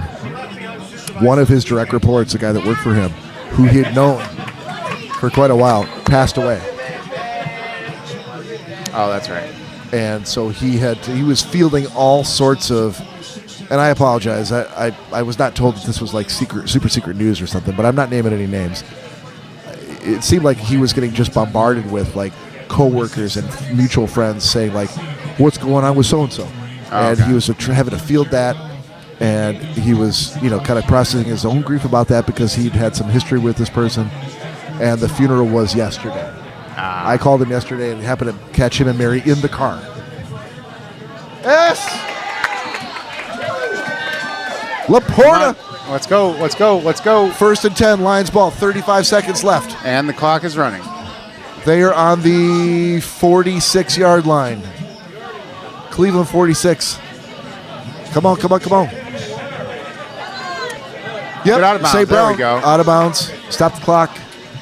Well played. Gain of what? 4 or 5? Yeah, hell of a throw to Laporta. Folks, we're going to go out here for the halftime. I think even if we don't have a score, just a good drive, got to show Cleveland what we're all about. Hopefully we can sneak one in before the half here.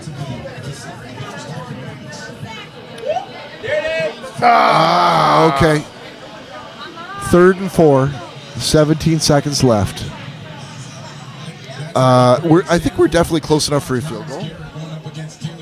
I mean, with Bates, we could be. Didn't he hit a 63-yarder a couple weeks ago? 62, 63. Yeah, we're definitely okay. Obviously, that's not what you want, but that would put us up by 13.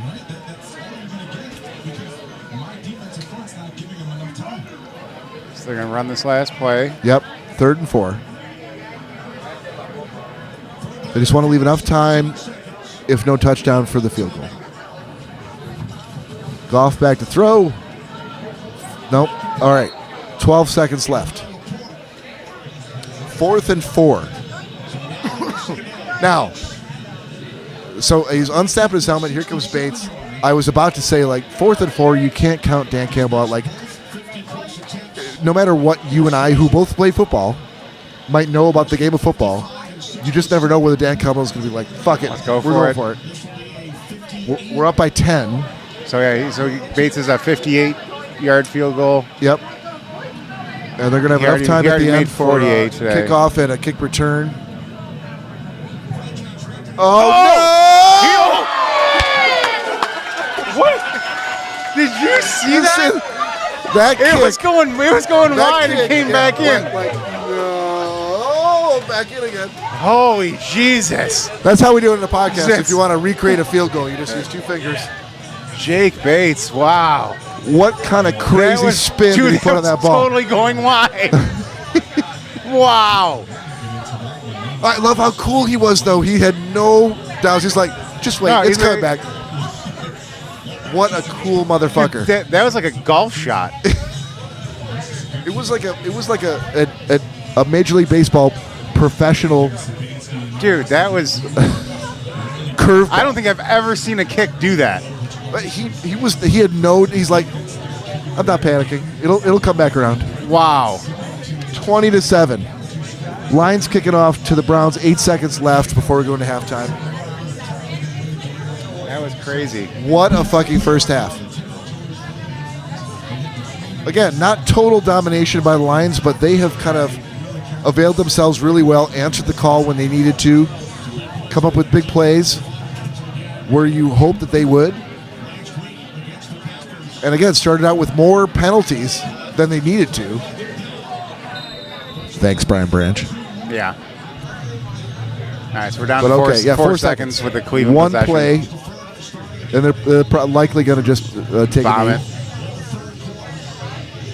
Oh, I say you at least got to try to throw a Hail Mary here. No. Not always. I mean, a lot of times in college I think they would try that, but I feel like in the NFL, if you're going to halftime and you're down by more than a touchdown. All right, he's going to nail it. There's not much point in getting somebody potentially injured for no reason before you go into halftime. It'd have to be Hail Mary. At the end of the game, totally different story, but halftime. But again, Dan Campbell might have opted to actually run that play. That is we just true. don't know. All right. Ladies and germs, boys and gals,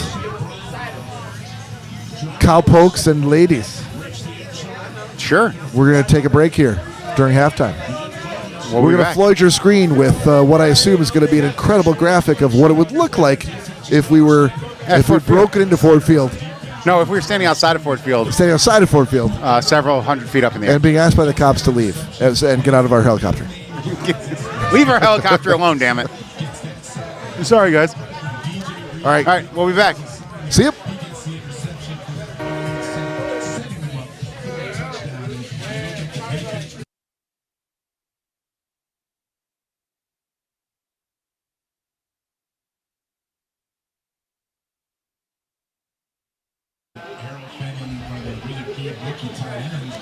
Oh, and we're back. Oh, so good to be back. The air conditioning actually feels nice. It's so hot outside. It is. It's a little warm. Oh. Welcome back, everybody. We will be joined here in just a few minutes by the esteemed, with 4 E's, the esteemed Todd Dillon, who will weigh in with plenty to say about this game. Not necessarily what's happened in the first half, because I'm not sure he's watched that. I was going to say, has he seen the first half? The general matchup between the Cleveland Browns and the Detroit Lions. Oh, another flag. That's a defensive penalty, I think. Feels like it. You could tell the way that the defensive players look guilty.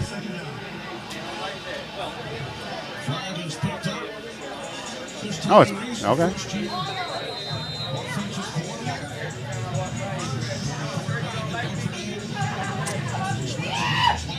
Ooh-wee.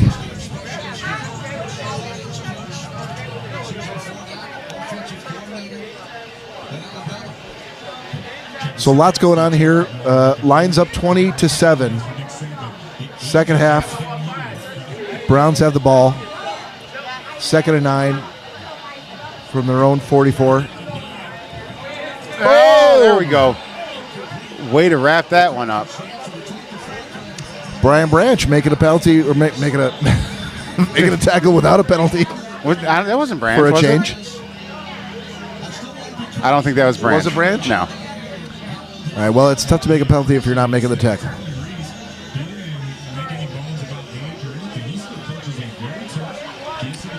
It's a lively bunch here at Uncle Ray's. I also did not know, Corey, that you could get a bowl, a salad bowl, a chicken salad bowl of grilled chicken or something like that. Listen, you come up to Uncle Ray's, they'll make you whatever you want. No. Big Hutchinson sack. with the set. Oh, the fumble! Lions recover. There's a flag. There's a on flag the play. though. Yeah. Hutchinson with the hurry and potentially the sack. Defense. God damn it. That would have been a huge play.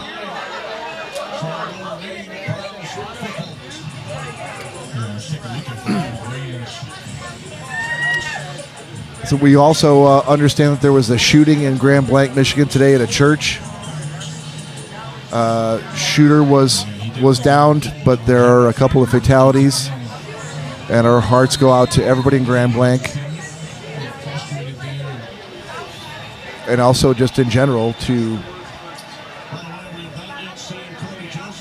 discourage or to knock down any political violence whatsoever.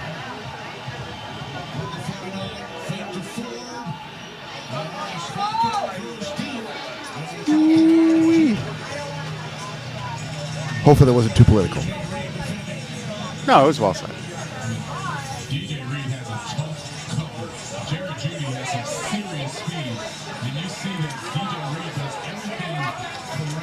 Man, this is a good series here. If Detroit can keep the pressure up, pressure the quarterback, good coverage in the secondary, 2nd and 10. This is a big drive.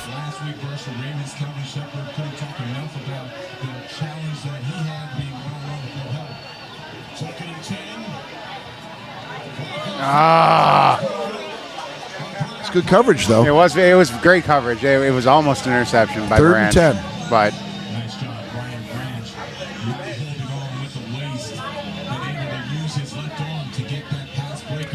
I wish I obviously, when I played football, I was never a wide receiver. I was never a secondary. you don't say. And neither were you. I know. I had nowhere near the athleticism to be a wide receiver. As such, when I see defensive penalties against the secondary, it's so hard for me to, I sometimes don't understand, what are the rules? And how did Brian Branch break those rules and draw the penalty? You could be all over a guy. Maybe Todd can weigh on this at some point, but you could be all over a guy. He just joined the room, buddy. All right. Gentlemen. But there's certain things that you cannot do that are, pushing right up to that line that will get you a penalty. And as is clear to everyone who's listened to this podcast, do not understand what that line is. Tell me about that line, Bob. All right, so Browns had to go with the ball with a punt. Lions are going to get the ball back at the 9. at their own 9. Well done by the defense.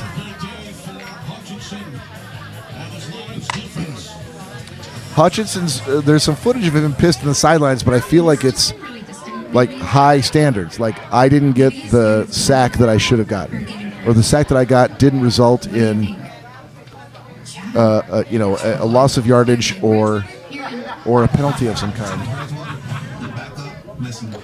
TD, how you doing, sir? I'm doing fantastic, Cory. How are you? Cannot hear a word you're saying. I'm Todd everything's Dillon. registering on my end. Everything's registering on my end. I don't Nope, still can't hear you. What's he wearing? A Tampa Bay Buccaneers jersey? Falcons jersey. Atlanta Falcons? All right, so he can hear what we're saying, but we can't hear what he's saying. No. I right, don't so- know. What's the fix here, Cory? I don't know. He's not muted. It's registering on Switcher. Okay. Still can't hear you, Todd. Unlimited double miles means we earn more too. What's in your wallet?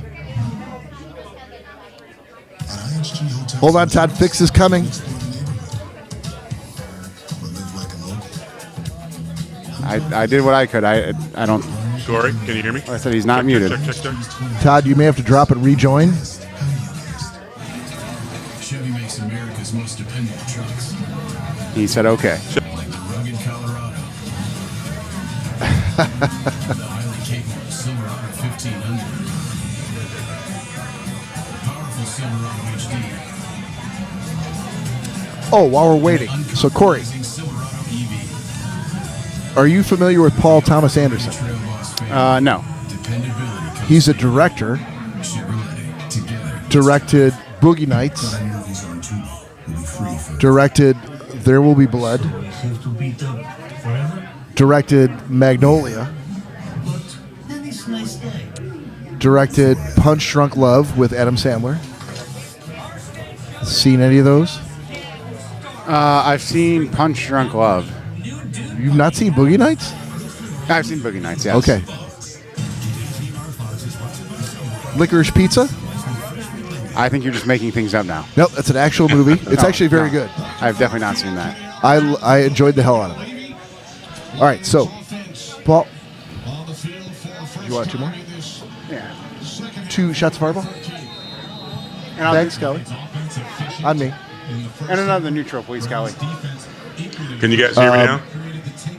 Still So- can't hear you, Todd. Everything's on my end. Lit up. It's green lit.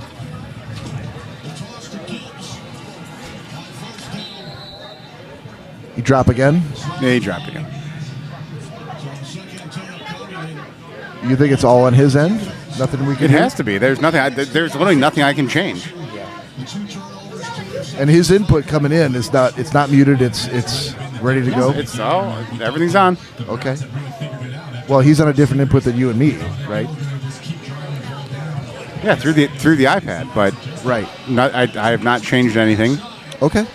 So All right. So Paul Thomas Anderson has a new movie coming out, just opened, called One Battle After Another. And it's notable because, first of all, it's a Paul Thomas Anderson film. Like if Paul Thomas Anderson, or PTA as he's normally known, comes out with a new movie, like I am there to see whatever it is. I want to see what he does and how he does it. This one is noteworthy, Cory, because it stars Sean Penn, Benicio del Toro, and Leonardo DiCaprio. okay.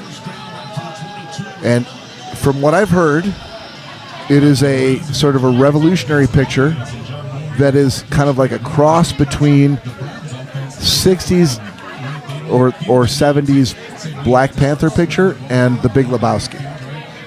Oh, okay.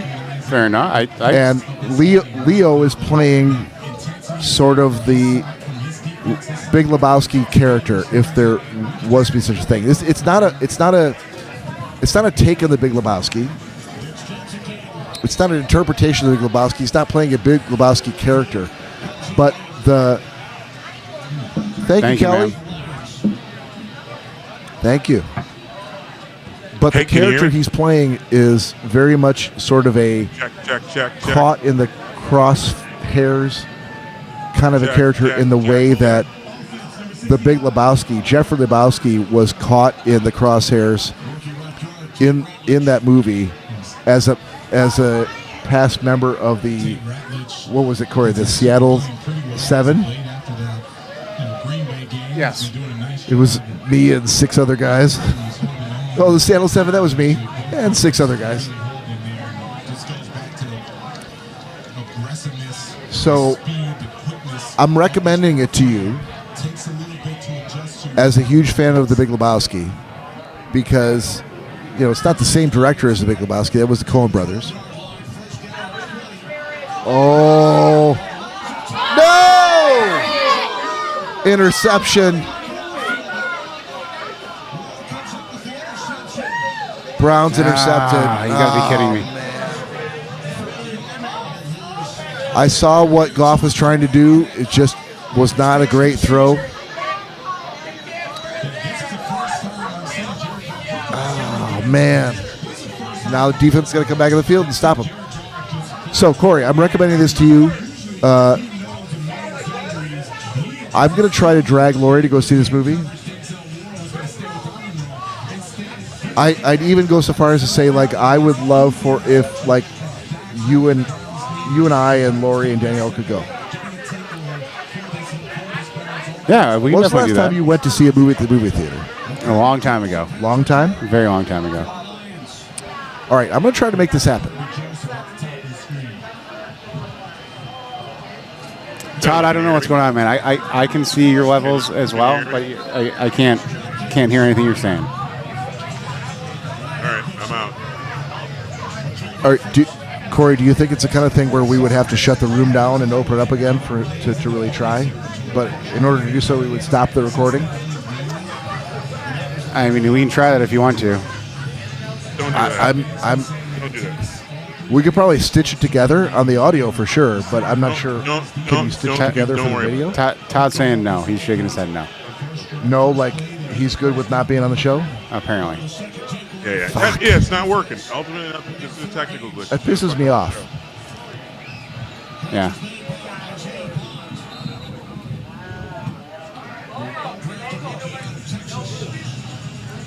I would be up for stopping the broadcast and starting it up once again. If you are, what do you think? One try.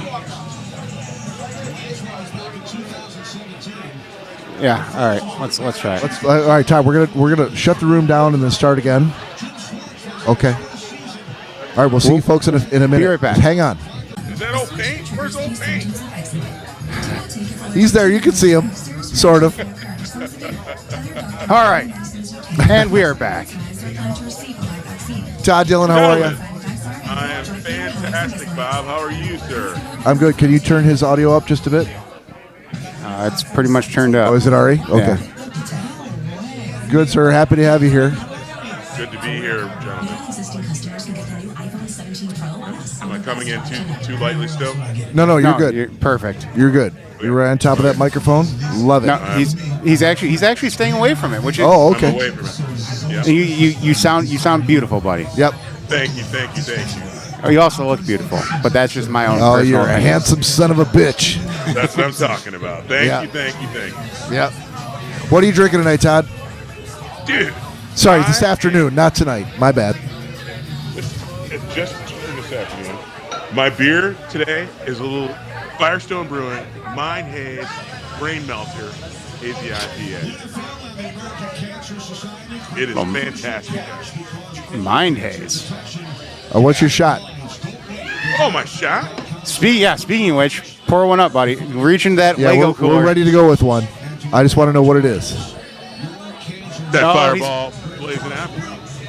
You do? Wait, He's- are we all doing Fireball at the same time? Indeed, we are, sir. This is like a Ghostbusters Don't Cross the Streams sort of a moment. Some might advise against this, but look at these fucking shots. Look at that shot that you have. I know. It's like a triple shot. Hopefully we don't see the bill and are going to be outraged that we're charged for these triple shots of Fireball. Heather's not like that.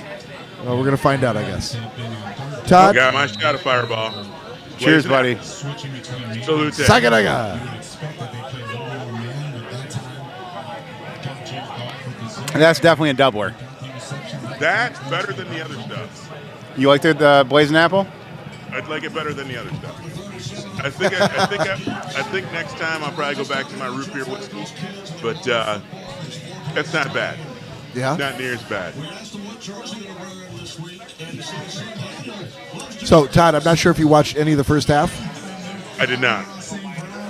But I All right. am aware that my man Jameer Gibbs scored a touchdown. He did. Not a whole lot being done today, apart from that touchdown on the ground. Is But my man it's- Jared Goff getting it done? He's He's had some good completed throws. a couple of good throws. We've 12 and 19 had is some. not bad. We've had some good stops. We've had an interception. But yeah, he's also been hurried a lot. Had to scramble a bit, which he's not great at. And he's also thrown an interception himself. So I see. it's 20-10 because our defense has been doing better than expected. And Cleveland's defense is no slouch, so No, they're not. You can't hate on No Browns flag? D. No Miles flag. Garrett's So the far, real Brian deal. Branch has at least 3 defensive penalties Yes. in this game. And that was in the first quarter. Yeah. And like I was saying before you joined, Todd, neither Cory nor I have ever played in a secondary position or wide receiver. So Yeah. I don't know what that line is where you can do just enough, just to get up to that line. But if you go over that line, you're going to get a penalty. I don't know what that line is. Right? So Well, I think ultimately, I think that line is similar to everything. I mean, there's that nuance to football. I think essentially the receiver, the offense has the advantage, but the defenders, again, as long as they're not gaining an advantage by holding, by impeding, and by doing those sorts of things, a lot of hand fighting and getting in the way is acceptable. I mean, I think advantage offense, but the defenders, what the line is really is kind of that nuance line. If the defender gains an advantage by doing something that impedes the receiver, then I think that's the line that gets crossed. It's hard to spot. well, good. I don't feel so bad then. As soon as I heard you say nuance, I'm like, oh, Cory, we're in the clear. There you go. And just for clarification, when I was playing football in high school, my coach was like, dude, you are too fast to be a wide receiver. There's no way a quarterback could even get a ball to you the way you're just fucking running like that. Yeah. Yeah, I'm sure that happened. Armstead had to throw to actually get it over the tall guy. What is Michigan lottery? So Heather, the bartender, is coming around. She's passing out Michigan lottery t-shirts. Give mine a day. That's what. Solving his problems and solve most of his produce. Sucks at to work on a Sunday. Oh, wait a minute. The Fireball There's a Fireball shirt? It's a small. Cory will wear that. Cory will wear that small. Heather, you've seen me put on a smaller shirt than that before. Absolutely. And nobody wants to admit it. Oh, and we got little Fireball buckets too. Oh, we need to get some of those on camera. Can you grab one? This ultimate trio, one of our 80,000 packages, all for the ultimate price of $14.99. Yeah, it's just what you expect from promotional material at the bar.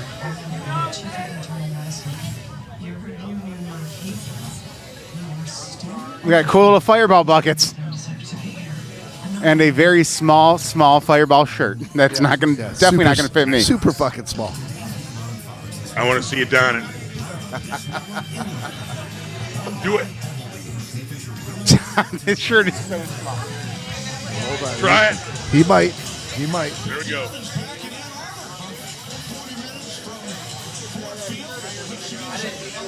All right, hold on. Here it comes. That's actually a really cool shirt. Is it really small? It's just small. Look at the back of the collar. Dude, That would be a badass shirt if it was an extra large. It would. Because it's the material I wear. Of course. It's very similar to the Lions shirt that you never wear.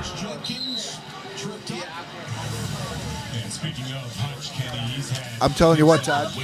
If Cory had another maybe 3 or 4 shots in him, he'd be wearing that shirt right now. Order up the shots. I'm buying, boys.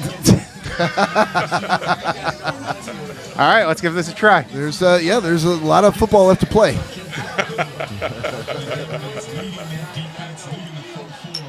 It's great to be with you guys this Sunday, man.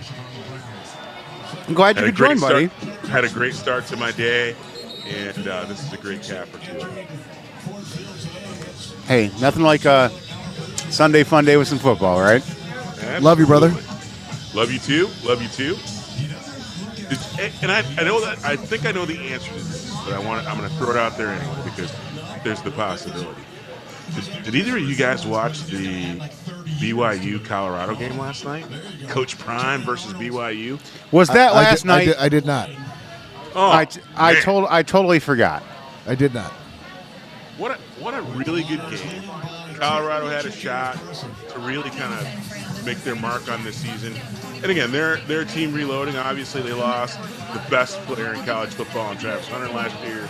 Deion's son Shadur is with the Browns, and so they're 2-2, sitting at 2-2 last night, going against an undefeated 3-0 or 2-1, I think they were, going against a 3-0 BYU team.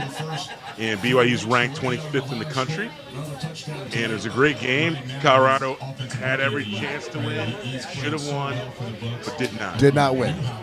Did not. And have you guys, let me ask another question. Have you guys been paying attention to who's on the coaching staff of those Colorado Buffaloes besides Primetime? I have not. Again, just been so busy. Yeah, I haven't had time to keep up with it. They have assistant coaches the likes of Marshall Faulk, arguably one of the top 10 greatest running backs of all time. 100%. And Warren Sapp, arguably one of the top 10 D linemen of all time. Those are 2 assistant position coaches at Colorado. Terry and Arnold walking off the field must be one of those growing pains he's talking about. Clearly. Sorry, Todd, keep going. No worries. No, so great game last night. But after watching all that, seeing the who's who, and they even showed, then they read the laundry list of people who come in and speak to the Colorado Buffaloes teams. If you're a college football player and you can deal, and you get the mental strength to deal with a lot of, again, tough love, I think Colorado's the place to be because Coach Deion is bringing in anybody who's been successful at anything to talk to his players. Yeah. I mean. Just champions of sport, industry, you name it. When they read off the list, it was just amazing. Just all the celebrity. And again, it's not about the celebrity itself, but people don't realize how hard you have to work to get to those levels and play the game at that level. And Deion's doing a lot of really good things. And I got to believe that their recruiting pitches, hey, most of our staff is not only been around the NFL or been in it in some way, shape, or form. We've actually played at the highest levels. And so if you're a kid getting to learn from greats like that, amazing. What a catch. Yeah. Holy shit.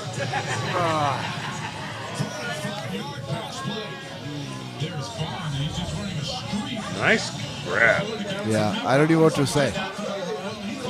Just say nice grab. I'm good. Sometimes offense is going to win. Yeah, if it's a great throw, great catch, like I don't care if it hurts us, I'll call it. There we go. So do you think now that we have these fireball buckets, if we just give the bucket to Heather, she'll just fill the entire thing up? Yeah, I'm sure that's what's going to happen. A trough of fireball? Yeah. I'll take the trough. Not a single ice cube in it either. It's going to be exactly. Yeah. Warm as piss. They have fixed the machine. It's not as warm as it used to be. But it's got to make it for the machine to here, and then sit here for I was to drink our way down from here to there to the bottom. We could finish that in 2 swigs. Holy shit! No, we couldn't. If Heather and I are both on a drink half of a double shot at once now. If Heather comes back around, I'm going to ask her. Oh, you should. There's Kelly right there. You should ask her.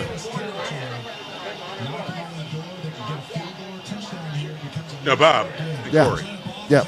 I did all that Colorado talk because, hey, I think it's important. I really like what, even though Coach Prime isn't having it, the success that he'd like to have, and people thought that he might. He's not sucking as bad as some people think. But I had a deeper question as I watched Coach Prime play against BYU. Okay. Are you ready for my deeper question? Born ready, sir. How good could BYU be if they didn't have that no sex policy? I mean, you know, if you're a Hold on. BYU athlete- Time out. What is the no sex policy that you refer to? Because they're I'm not Mormons. familiar. Here's the thing. Mormons have sex, Cory. They reproduce. They even marry multiple. No, wives. they soak. So, anyway. Yeah, could you BYU explain a the little bit of that BYU rules is for the that listeners they- who may be living in Bahrain or Dublin, somewhere where they're not familiar with what you're talking about? They have a rule. It's a code of conduct, really. And that rule is if you engage in sex prior to marriage, you are not eligible to play sports. Yeah, and 'cause they're- recently, Because why? At the Because beginning of this, you're light on sperm? What is the reason? it's well, again, it's a religious rule. It's what I pointed out. They are a religious school, and they take their religion seriously. And again, Notre Dame doesn't have such a rule. Seems like if anybody would have this rule, Notre Dame would also adopt it. But I guess winning football games is more important than actually staying true to your faith. But anyway, I don't want to. Wasn't good at religion faith. But what I thought to myself as I was watching, I'm like, BYU is really, really good at sports across the board. And to get these, kickers doing what they do. Kickers doing what they do. I'm assuming they missed this. Great snap. Oh, am I ahead of you guys? Yeah, you are. By like almost 20 seconds, you're ahead. All right, so you're going to have to keep your comments to yourself. I'll stop. Yep. I will stop doing it, but because I didn't know. Thank you All right. Well, I didn't know until you. Yeah, that was a good test. I did go to church today, Bob, so maybe I'm seeing the future a little bit. Oh Jesus! Wait, you think that going to church removes your ability to see the future? And now that you haven't gone, you're like, oh, again, I can see the future. Now that I have, it's the other way around. Get that. Oh no, that doesn't make any sense with what you just said. But anyway, back to my BYU thing. So yeah, they have a Yeah. code of conduct. In fact, one of their starting, I think it was their quarterback recently, the quarterback or one of their skilled players who was supposed to start this year ended up transferring because slide somebody the Magic stick. That's his penis. Thank you for the translation. is he Cory. waiting for us to respond? Bob was looking very confused at what a magic stick He didn't was. know what a magic stick was. No, Yeah. I didn't know if it was a question or a statement or what. Cory knew. And so anyway, okay. My bad. I don't want to beat this drum too long, but Nah, I feel like you do. started thinking, I'm like, how good would these guys be if they actually adhere to the same rules of every other school? Like, let the players go buck wild, boning anybody they want to, whenever they wanted to. They'd be they'd be terrible, Todd, because that's all they'd be focused on. Now they're focused on sport. But here's the thing, Cory. They're still kind of setting them up to fail, because have you seen the BYU cheerleaders? I was kind Those of foxy like, Mormon girls. oh my goodness, dude! That's why you got. I mean- you can't pick this one. I dated a Mormon chick. That's true, you did. She knew I she knew never tricks, have. didn't She what? She knew tricks, didn't she, Cory? I mean, she wasn't bad. I'm just She saying. made magic come out of your Dumbledore.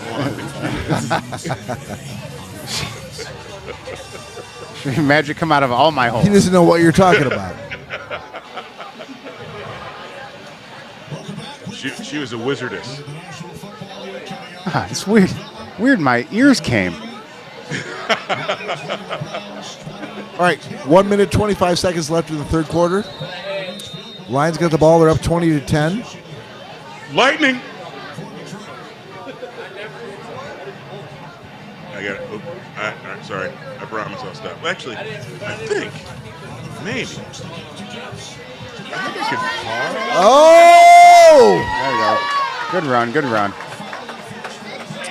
Todd, if I could wave a magic fucking Wi-Fi wand and make sure that you and I were always on the same page and you were not 15 seconds ahead of us, I would, but I can't. So here's something. I think I might have been able to do it. I paused my feed for about 20 seconds. So we're about to start. It's 1 minute right now.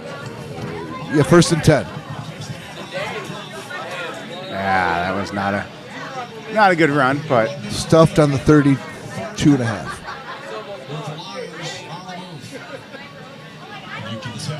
Heather. All right, I paused again. Trying to get us back in sync. I thought if we get a fireball bucket, it gets filled up with fireball. No? No. Well, that got shot down Yeah, like a... thought I'd try.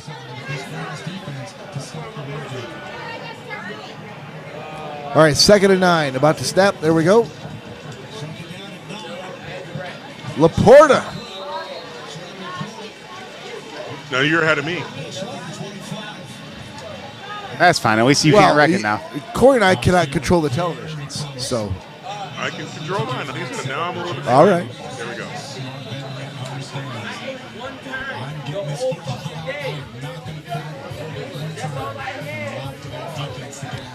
All right, so I still have some grievances to share. You gonna hit the button? The Festivus begins with the airing of grievances. I got a lot of problems with you people. Todd, I will defer to you, sir. No, you got. No, it's all right. No, hammer him. Mine I've got two. Bring it, brother. All right. So, sort of like Cory, I had one little kid birthday to attend yesterday. Not my child. I hope not. Yeah, a child who is a nice kid, right? I've been to her birthdays before. This is again, it was a 5-year-old birthday. Okay. Just so you could relate. I had a 5-year-old and a 1-year-old. It was a 5-year-old. Yesterday. I had one 5-year-old birthday to go to. Okay. So, I've been to birthday parties at this house before. This is not my family, but I know some of the people just from having been there, right? Been there for a few birthdays. So, there's one guy.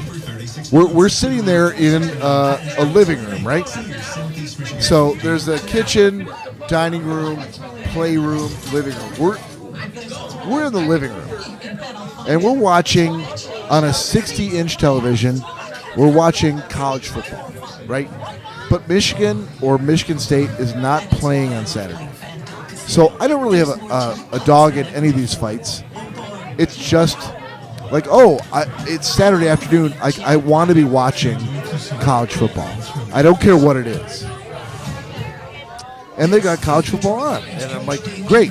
So we're watching, like, Wake Forest versus Georgia. Great game.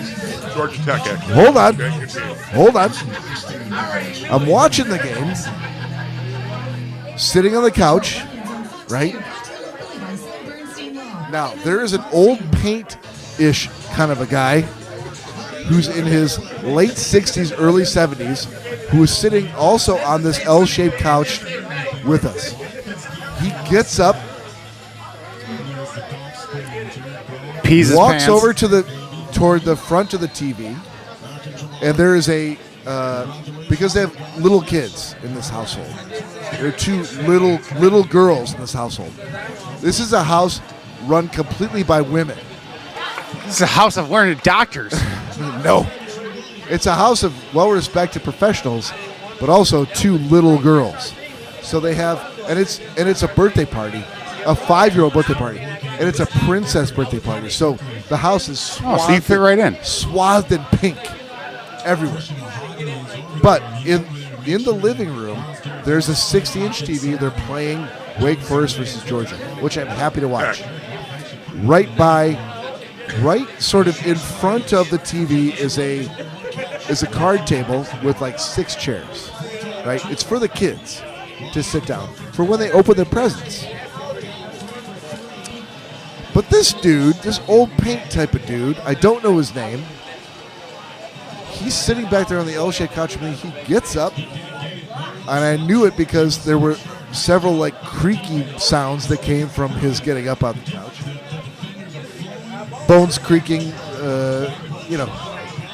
things moving in ways that they shouldn't be moving. So he walks toward the front of the card table, grabs a chair, and sits right in front of the 60-inch television. And immediately I go like, okay, I hope you just got tired and you're on your way to somewhere else. Because for you to sit right there when you're directly between me and the 60-inch television playing a fucking football game, and I'm the only other dude in the room. So he grabs the remote control,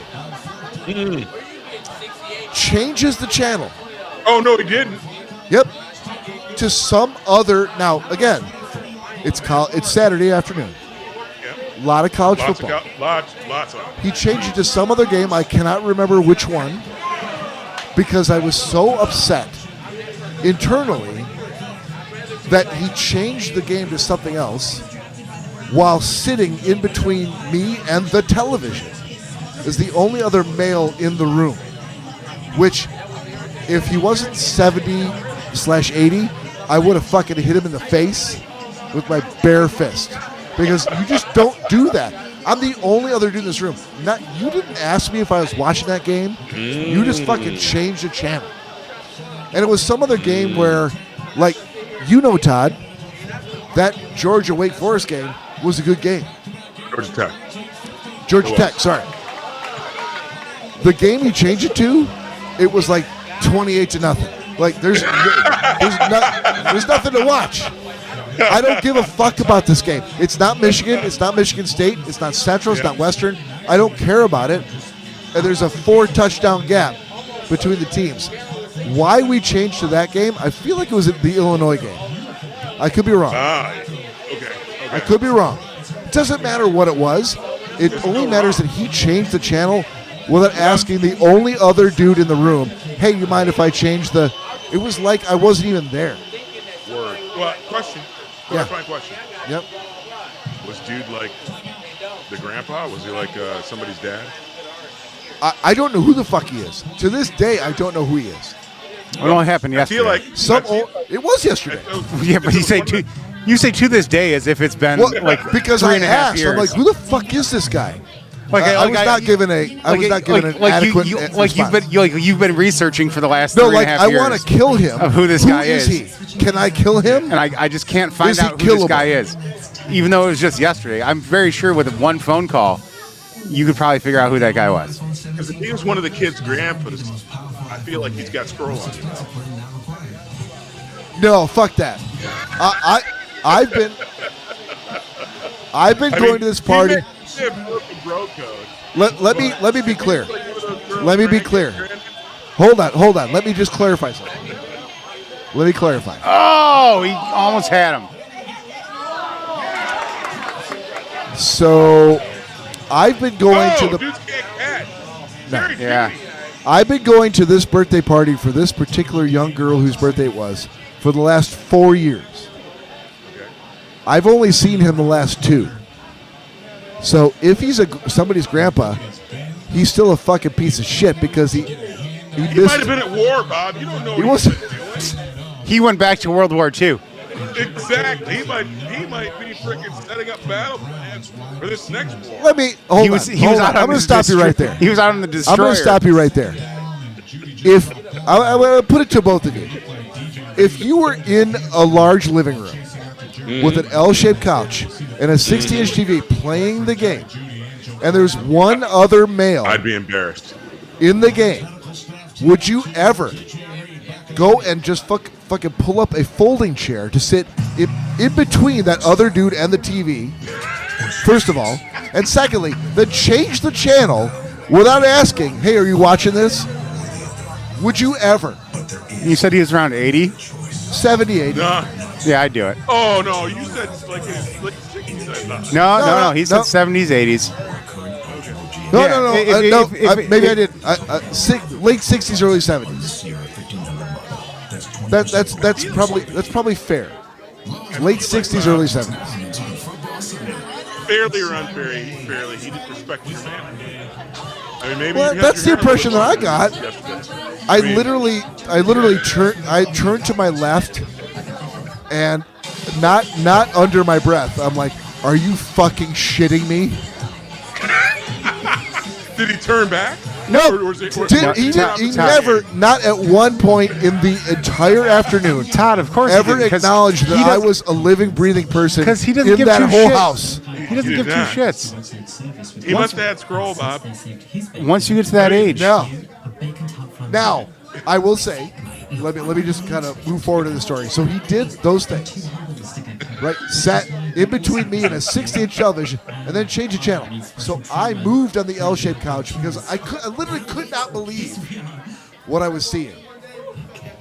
So I moved over to the end of the L-shaped couch where he was sitting, Yes. so that I could see the fucking television. So that whatever did game you we're so on. You could say what the fuck, bro. No, I did. There were little kids in the room, but I did not quiet myself when I said out loud, "Are you fucking shitting me?" So you still hold on a second. So let me get another clarifying question, Bob. So you got freaking ball sacked by an old dude. Then after getting ball sacked, you sat up next to him. You sidled up next to him. So Oh no! I didn't sign up next to him. I was at least 10 feet away from him. I was sitting in the seat at the end of the L-shaped couch where he was sitting before he got up and sat in the folding chair to block my view of the television. So you get a view. So now I'm sitting in a place where I can actually. I've solved the problem of I can't see the TV through your thick fucking Correct. old Now gray you're just head. watching some shit you don't want to see. Now I'm watching some shit that I didn't want to see. Right. Yes. And then, rather than saying, what the fuck, you said, Khalif Raymond. Todd, I hope I'm not ruining this for you. you did. But what was that? What was what? Was that a touchdown pass or a punt return? Or? No, I have to watch the. I was listening to what you were saying, so I didn't actually see the play. I feel like it was a run. It was either a short pass or a handoff.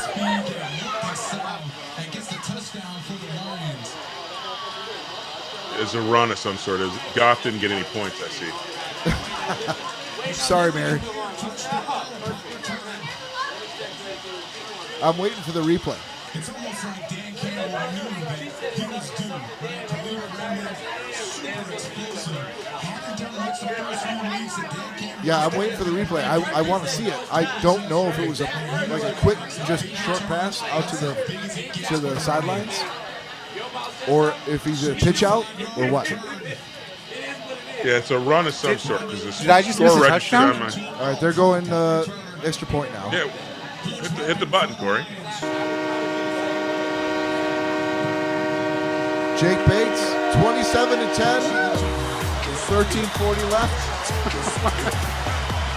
All right, here we go. Thank you, Henry. Oh no, this is a kick return, Todd. Todd, it was a kick return. I didn't know what it was. Yeah, I asked if it was a punt or. I knew that Jared Goff didn't get any points. That was a hell of a return. Punt return for a touchdown. Nice. Holy shit. Nice. That's There we go, fucking boys. Fantastic. I'm sorry I was in the bathroom for that one.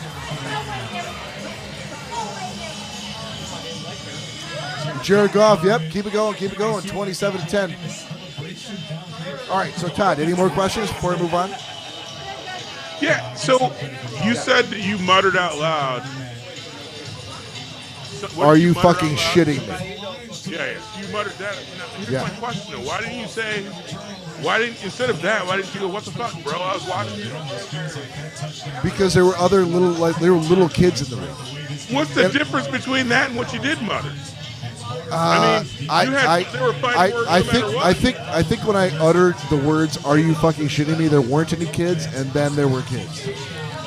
So, Todd, what I'm hearing, kids just immediately appeared the second after. This is a 5-year-old birthday party. Feels There were like kids- Bob didn't want to fight it. Hold on. Well, just to clarify, I feel like this is going to make a difference in the story, or at least add some color. This was a. Did you see how Heather brought my shot to I me? can see that. She didn't fill the bucket. But I she put know. her shot in the bucket. So this is a 5-year-old girl's birthday party. She loves, like Barbie princess. So somehow they got. I didn't even know this was a thing. There's a service you can get For you pay Barbie for. princesses to come over to your house? There's a Barbie What's the number? princess. I'm calling it right now. With Was she hot? photographers. She was princess hot. Okay, so what's the number? I'll look it up. I'll Google it for you. I'll give you the service. Oh, you don't have your phone, so. No, I don't. So, yeah, you get a Disney princess. You get 2 photographers. You get a cake, and they stay for like almost your whole birthday party. And it's like you have Ariel or Disney princess in your house, in full costume. And all the little girls were told ahead of time, like, this is going to be a Disney princess party. So they're all wearing like pink princess dresses, and they're running like fucking Neanderthals all over the house. I don't think princesses run like Neanderthals, Bob. You weren't there. I'm saying. I'm saying. I can picture it. A lot of running around the house. So I think by the time I got to the point where I was sitting in old dude's spot and could see the TV to watch the game that he changed it to that he didn't ask me if I was watching or cared to watch, there were now kids in the room. So there was a time where I was kind of muzzled, where I'm like, I could either be a complete and total dick, or I could just suck it up and go like, at least you're watching some college football. Nope.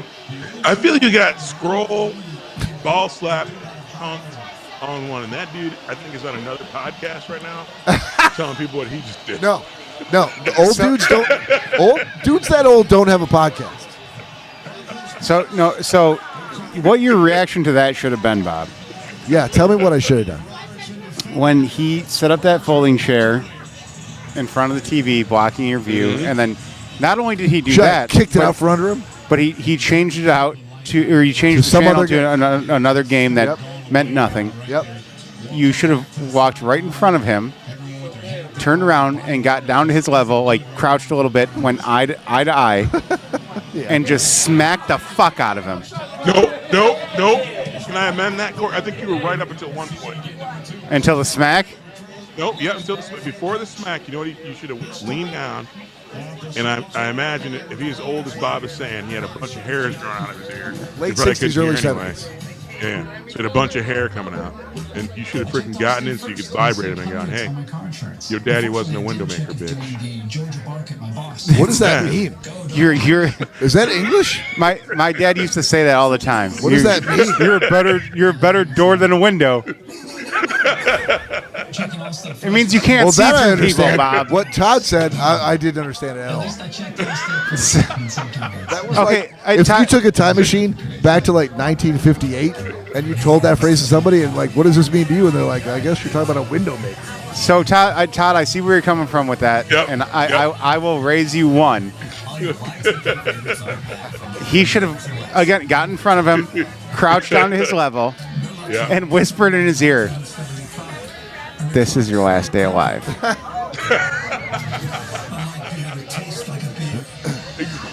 All right, I want you gentlemen. and then just walked away.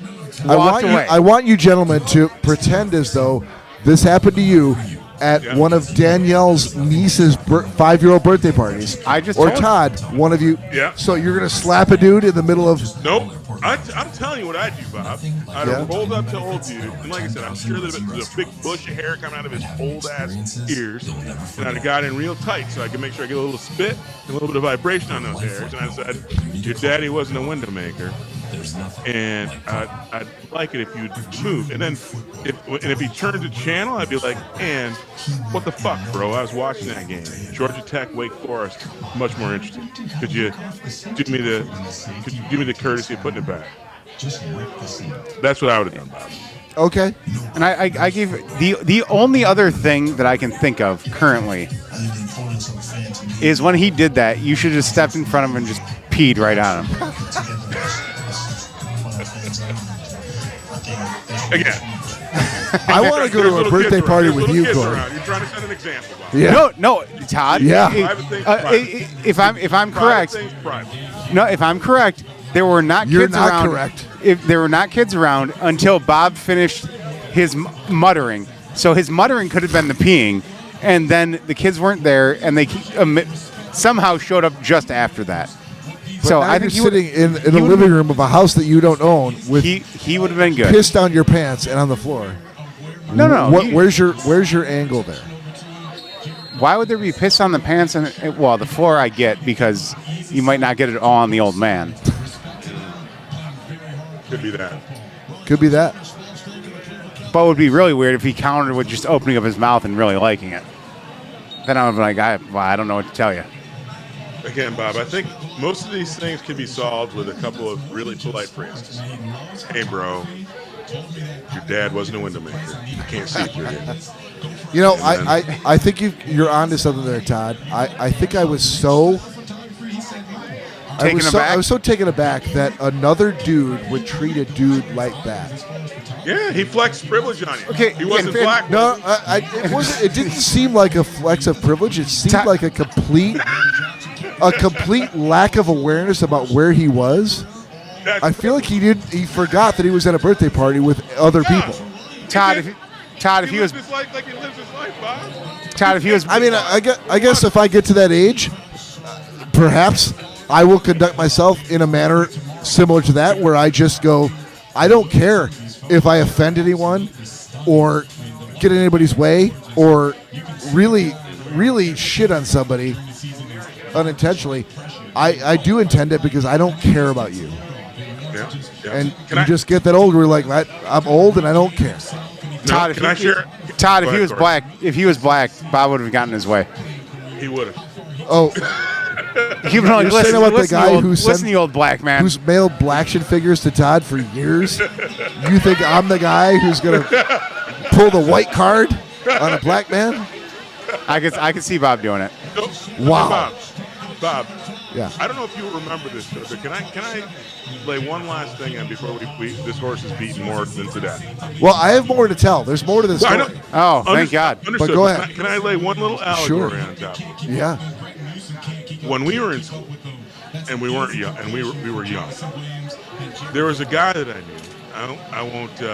I won't say his name on the air, but his initials were TD, and he went to and he was in one fraternity, but he went to another fraternity's house. Let's call him the Six, and they had something going on at their place, and he went right into their house, poured himself a cup of their beers, and then grabbed their remote and changed the channel in their room where they were watching TV. Yeah. And you know what happened? No. Nobody said a damn thing. Because I think that dude TD, he flexed a little, I don't know if it was privilege or I'll whoop somebody's ass if they say something. And it feels like that's what happened to you. An old dude rolled up at a girl's birthday party and decided, you know, I want to feel my old tough guy roots.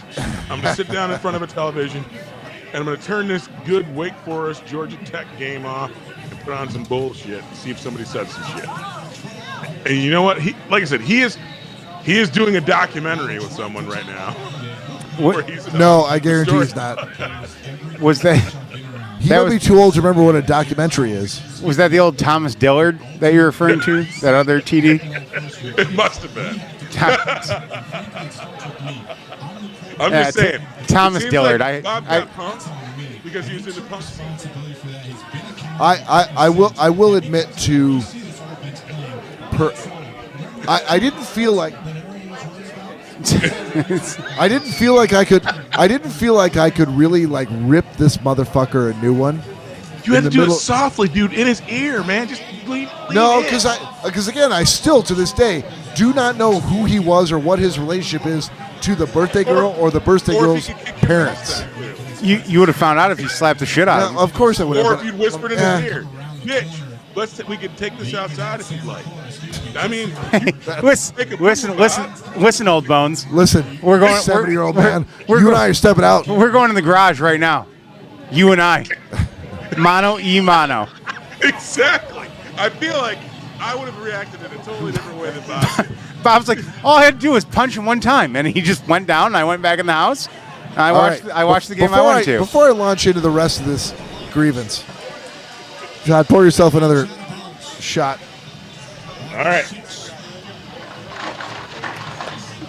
Yeah, There's boy. the Legos. That's what I wanted to hear.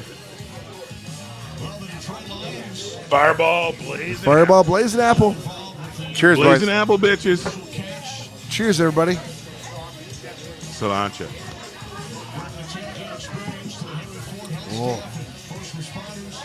Okay, so picking up where I left off.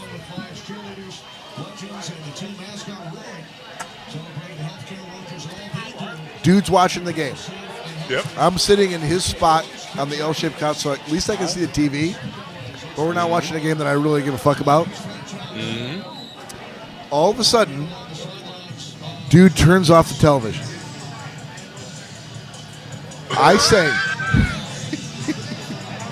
I say out loud, very loudly, to him. I'm like, Excuse did me. you just turn off the television? Did you just turn that off? Oh, so And this he is where points. this is where Bob grabbed his balls and finally said This is something. the apex. 'cause I gotta Hold hear on, it all paint. hold on. This is the He, apex. hold on. He points back to the kitchen. I turn around, and there's the Disney princess, and they're now doing like Disney birthday shit. So did you pop In my right, head, did- I'm like, did you oh. pop right up and go over to the kitchen for the Disney princess shit? No, I got out of my chair and tried to get out of the way because now they're doing like Disney dancing and like. By the way, so did the old dude. He got out of his chair, went to the kitchen And because shook now his ass. the living Shook room his was being old ass. taken over by Disney princesses and little princesses in training who are now doing dances and songs, and they're going to do some little hand tattoos, some glitter I tattoos. now have a new grievance. Yeah, you're gonna wait your turn. Hold on. So we all, everybody moved out. The TV's now off. The living room kind of became off limits to anyone who wasn't a princess. So, all good, everything fine. I never got to go back in that living room. Never got to turn the TV on again. I don't know if anybody else ever did. But this brings me to my second grievance. So the party started at. Festivus begins with the airing of grievances. I got a lot of problems with you people. So the party started at noon, right? It's now 4:00. I've been at a child's birthday party, a child who's not mine, for 4 hours, and have acquitted myself well. Good conversation, blah blah blah, like all good. And we get to the point where like it's time to go. How do we know it's time to go? G-Man is tired. and I go, well, clearly it's time to go. So we There we go. fumble, Lions ball. Nowoski. There's a flag on the play, though. Hang on. I'm not going to hit the button just yet. All right, so Todd, Oh, he did. G-Man's he did tired. He did the grenade he did. celebration. Who's the flag on here? They're bringing Hutchinson? It, they're bringing it back. Hutchinson looks guilty. Yeah. Illegal formation? Are Yeah. you serious? Come on. Wait, on the offense? No, on us. On the defense. No. There's no such thing. Yeah, it's a legal formation on the offense. That's Right. that's them. He said defense. Well, no. Well, there's no illegal formation. You line up Formation on wherever you want. defense. You're either offsides or you're not. That's the only thing they can call you on. That's what he just said. Oh, Oh, he swiped that right out of his hand. You're talking about a game ball for Aiden Hutchinson, player of the week, more than likely for the pressure that he's caused on Joe Flacco. what a play. All right, so we're at 1st and 10. Yeah, they didn't get the touchdown, but Yeah, those looks like some sad Cleveland Browns right there. All right, so we're getting ready to go. Now, we've been there for 4 hours, and I want you guys to imagine, and Cory can do this pretty easily, I think, as though you've been at a 5-year-old's birthday party for 4 hours. which I was yesterday. You were there for 6.5, from No. what I understand. No, because You were two back-to-back parties. Yeah, For 6.5 hours. yeah, but it wasn't all one party combined. Yeah, so but it was- it's still, you were doing birthday party shit yeah, for 6.5 hours. yes. So you understand the 4 hour. I'm like, okay. Like I've never complained once. Like I acquitted myself well, ready to go. But now we're going. Like it's very clear. Like we're getting our shoes on. We're saying our goodbyes. Boys.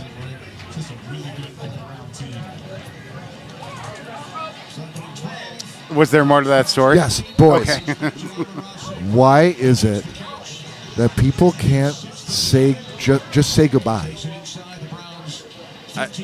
Whether you've gone on a trip for a weekend or whether it's just for an outing for a few hours, when it's time to go, it's time to fucking go. All right, so let me weigh in here a little bit. Let me tell you how long we stood there in the hallway saying goodbye to the same people over and over and over again. It was legitimately 20 minutes that I stood there. 20 minutes. So What- he- instead of saying like, thank you for having us, love to be here, it was like, oh, someone's telling a story now. Stop. that's exactly what happens with Danielle's family. Yep. So even yesterday at the 2 birthday parties, kids' birthday parties that I don't give 2 shits about. The first one wasn't bad leaving, but the second one, like all her close family members were there. But there was different groups all around the house. Like we were out Sure. back on the deck, and there You was got a lot of people to say goodbye to. There was like 3 of us. There were 4 of us sitting here, including her parents. Yeah. I'm like, all I care about is saying goodbye to her parents, and if one of Right. her grandparents are there, I will say goodbye to them. Past that, I don't give 2 shits who I say goodbye to, because there's so many cousins, there's so many people. So I thought again, we were sitting on this back deck. It was just myself, Danielle, her parents, her uncle Mike, and one of her aunts. And I'm like, you know what? If we say bye to them, we're good. That's all Covered. we need. All Yeah. we need to do. We said bye to them. We started walking out front. I'm like, oh my God, Danielle's actually going with it. Like, we're gonna leave. Nope. Had to turn around, go into the house, and say goodbye to every single person. Holy shit. That's a totally different. That is not the story I'm telling. That's a different story. It's a Bob, different level this of is- hell. This is you have to hug and kiss every single person in that household But listen, before you're allowed to leave. I would say that's better if you just go like, okay, there's 17 people here. I'm just going to do 17 hugs, 17 goodbyes. That's okay. As long as that's not 17 stories that you have to listen to. Like, sometimes what- it is. But listen, Sometimes it is. this is my grievance. This is my second grievance. And it may be just because I'm a dude, and maybe women feel differently about this, but in my mind, when we are going to go, it's time to fucking go. Yeah, We've been I here agree. for 4 hours. All of the talking and the stories, we had time for that. Dude, if you haven't done it by now, they- it's not going to happen. There was no family party we ever had that everyone needs to say goodbye to everyone. Like it But, was. but if you're marrying into something like that, right? You're marrying into a family, and you're like, okay, there's 17 people. I need to say 17 goodbyes. At least that is like, okay, I have a job, and it's respect. I'm paying respect to each of those 17 people. I'm going to give them a hug. Hey, so great to see you. Hey, thanks for inviting me. Hey, so great to see you. Like, do that 17 times. At least you know that's what I'm in for. And when that's done, I get to leave. But this thing about, like, in those 17 people, if one of them starts going like, man, I remember when you were here 4 years ago. You remember that story? I want to tell you one more time. And you're like, no, I don't want to hear that one more time. I've lived it. I've heard it. Happens it's all too the late. time. I've been at your house for with 3 Danielle's hours. family. It's too late for that story. I am now leaving. Is that St. Brown's second touchdown of the day?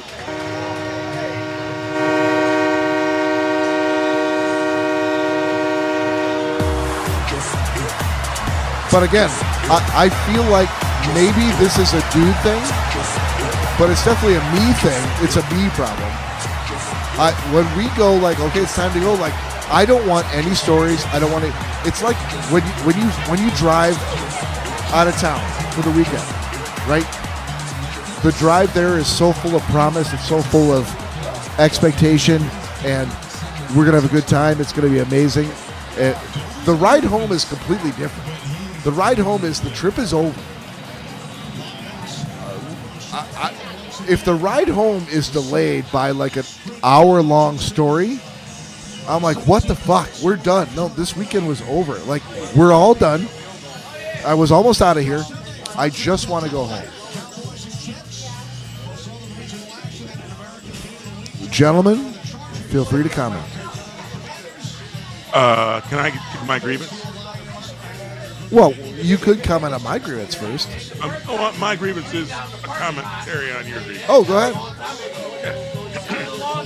Cory, hit the zoom button. Hit the. Oh, you want full camera? Oh, I do. Wow. Okay. I think I can do. Oh, all right. There we go. My grievance is this. While I love him, you got punk bitched at every possible turn.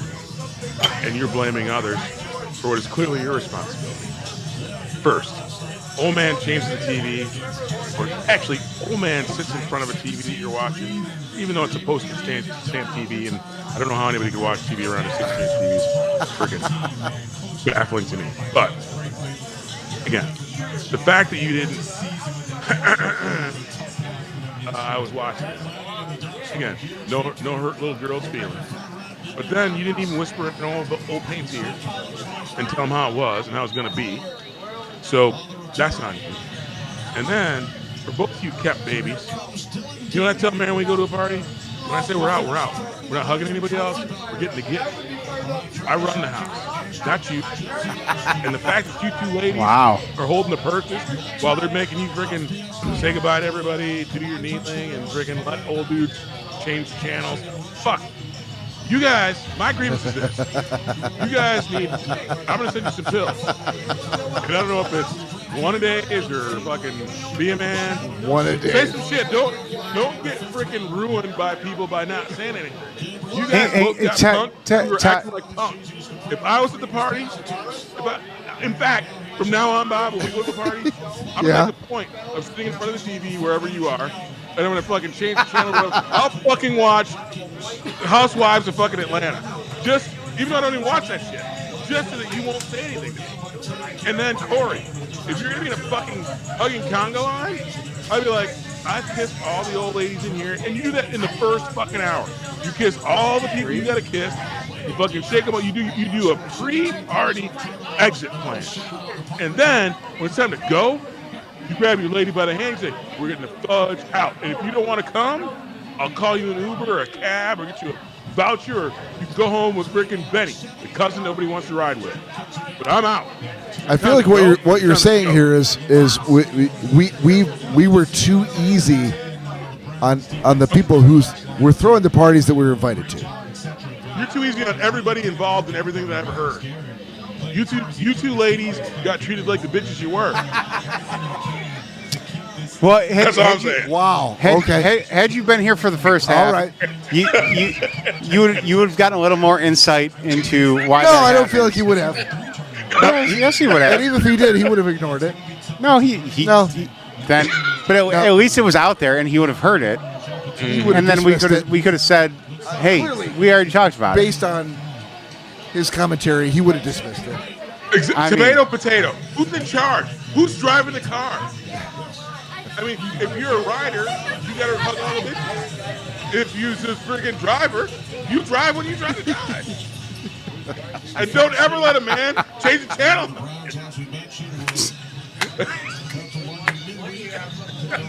I mean, that's it. That's the rules. I mean, I'm not trying to muddy the waters here. I mean, if you're Captain Man and your balls are in charge and you're holding your wife's purse, the whole freaking thing, then yeah, then shut up, let people change the channel on you, let shit happen to you. You probably got Okay, and G-Man wow. and G-Man told you to go home. You know who was the man? G-Man. I'm tired. And then guess what? People started fucking hopping, didn't they? G-Man went. G-Man is my man. He said, I have had enough. And you know what? People hop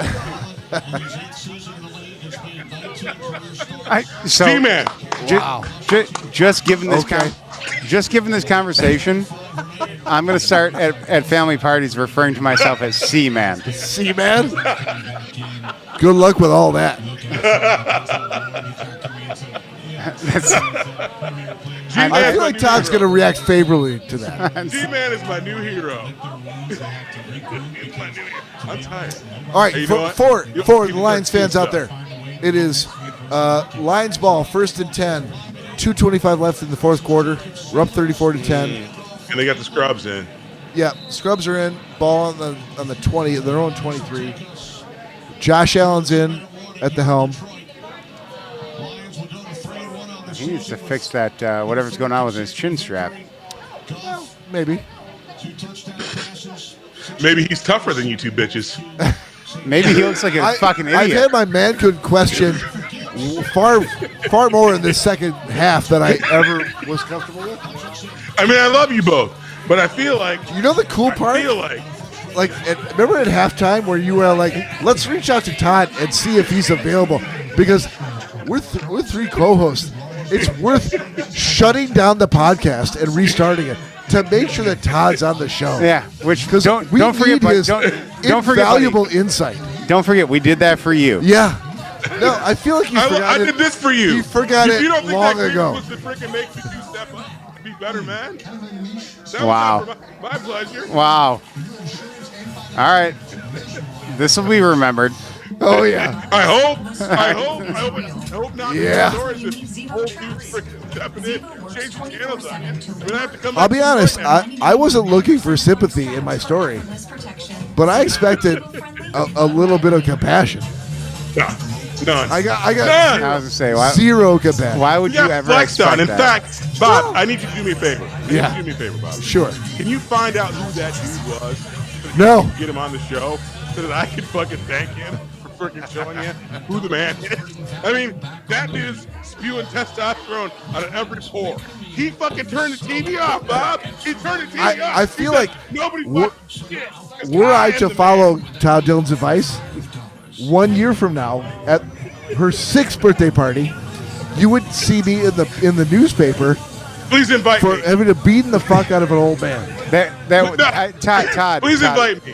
Todd, I didn't advocate for any violence, but if I'd have been there, Bob, I'd have been standing in the back of the room. We shut that TV off, marched out to the Christmas celebration. I'd have been like this. Todd, That's how men work. I actually agree with you, buddy. He pulled the ballsy move, He did. and He won.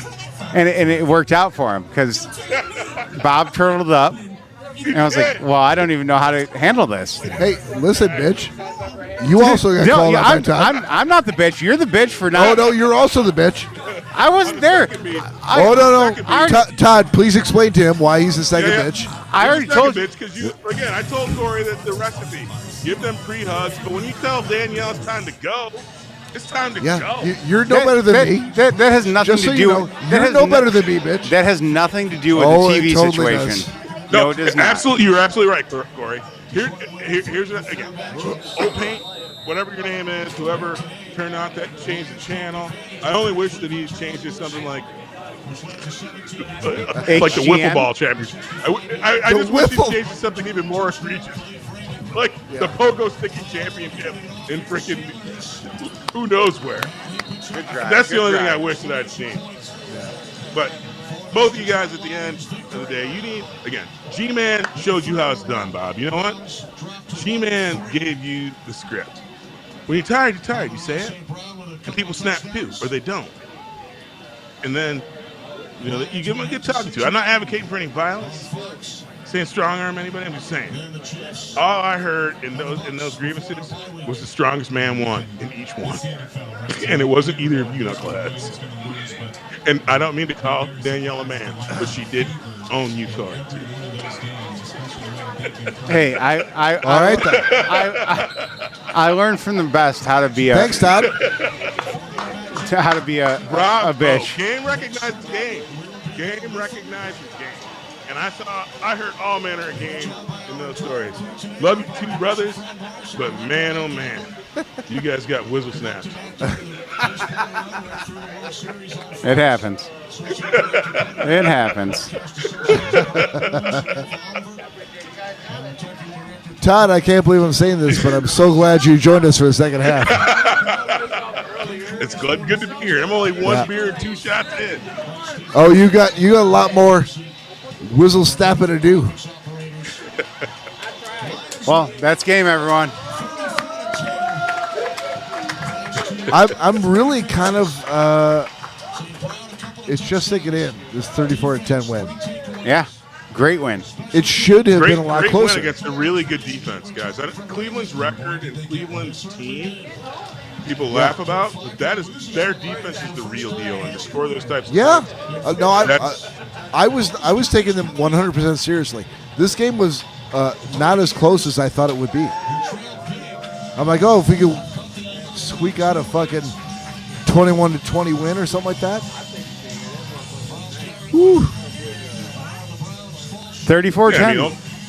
The Cleveland's defense is going. The offense needs to do something. Flacco's seen it all, but he's not that mobile. And again, the receivers and the specialists didn't get it done, I think. But the better team won. This is a great Lions victory. I hope they don't get too high on themselves, but this is a good start. And Aiden Hutchins is the real deal. Oh, he's totally the real deal. Had the game I've been waiting for him to have for the last 2 games. All right, Todd Dillon, we love you, brother.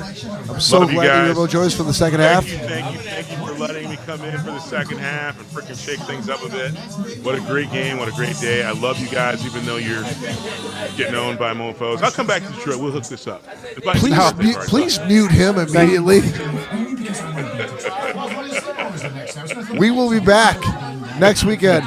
It may be a banked episode, but we will be back with new content, new shit. Please join us. On behalf of Cory and Todd, this is Bob saying peace out. Thank you for joining us. We love you. Go Lions. One pride. Play the music, dude.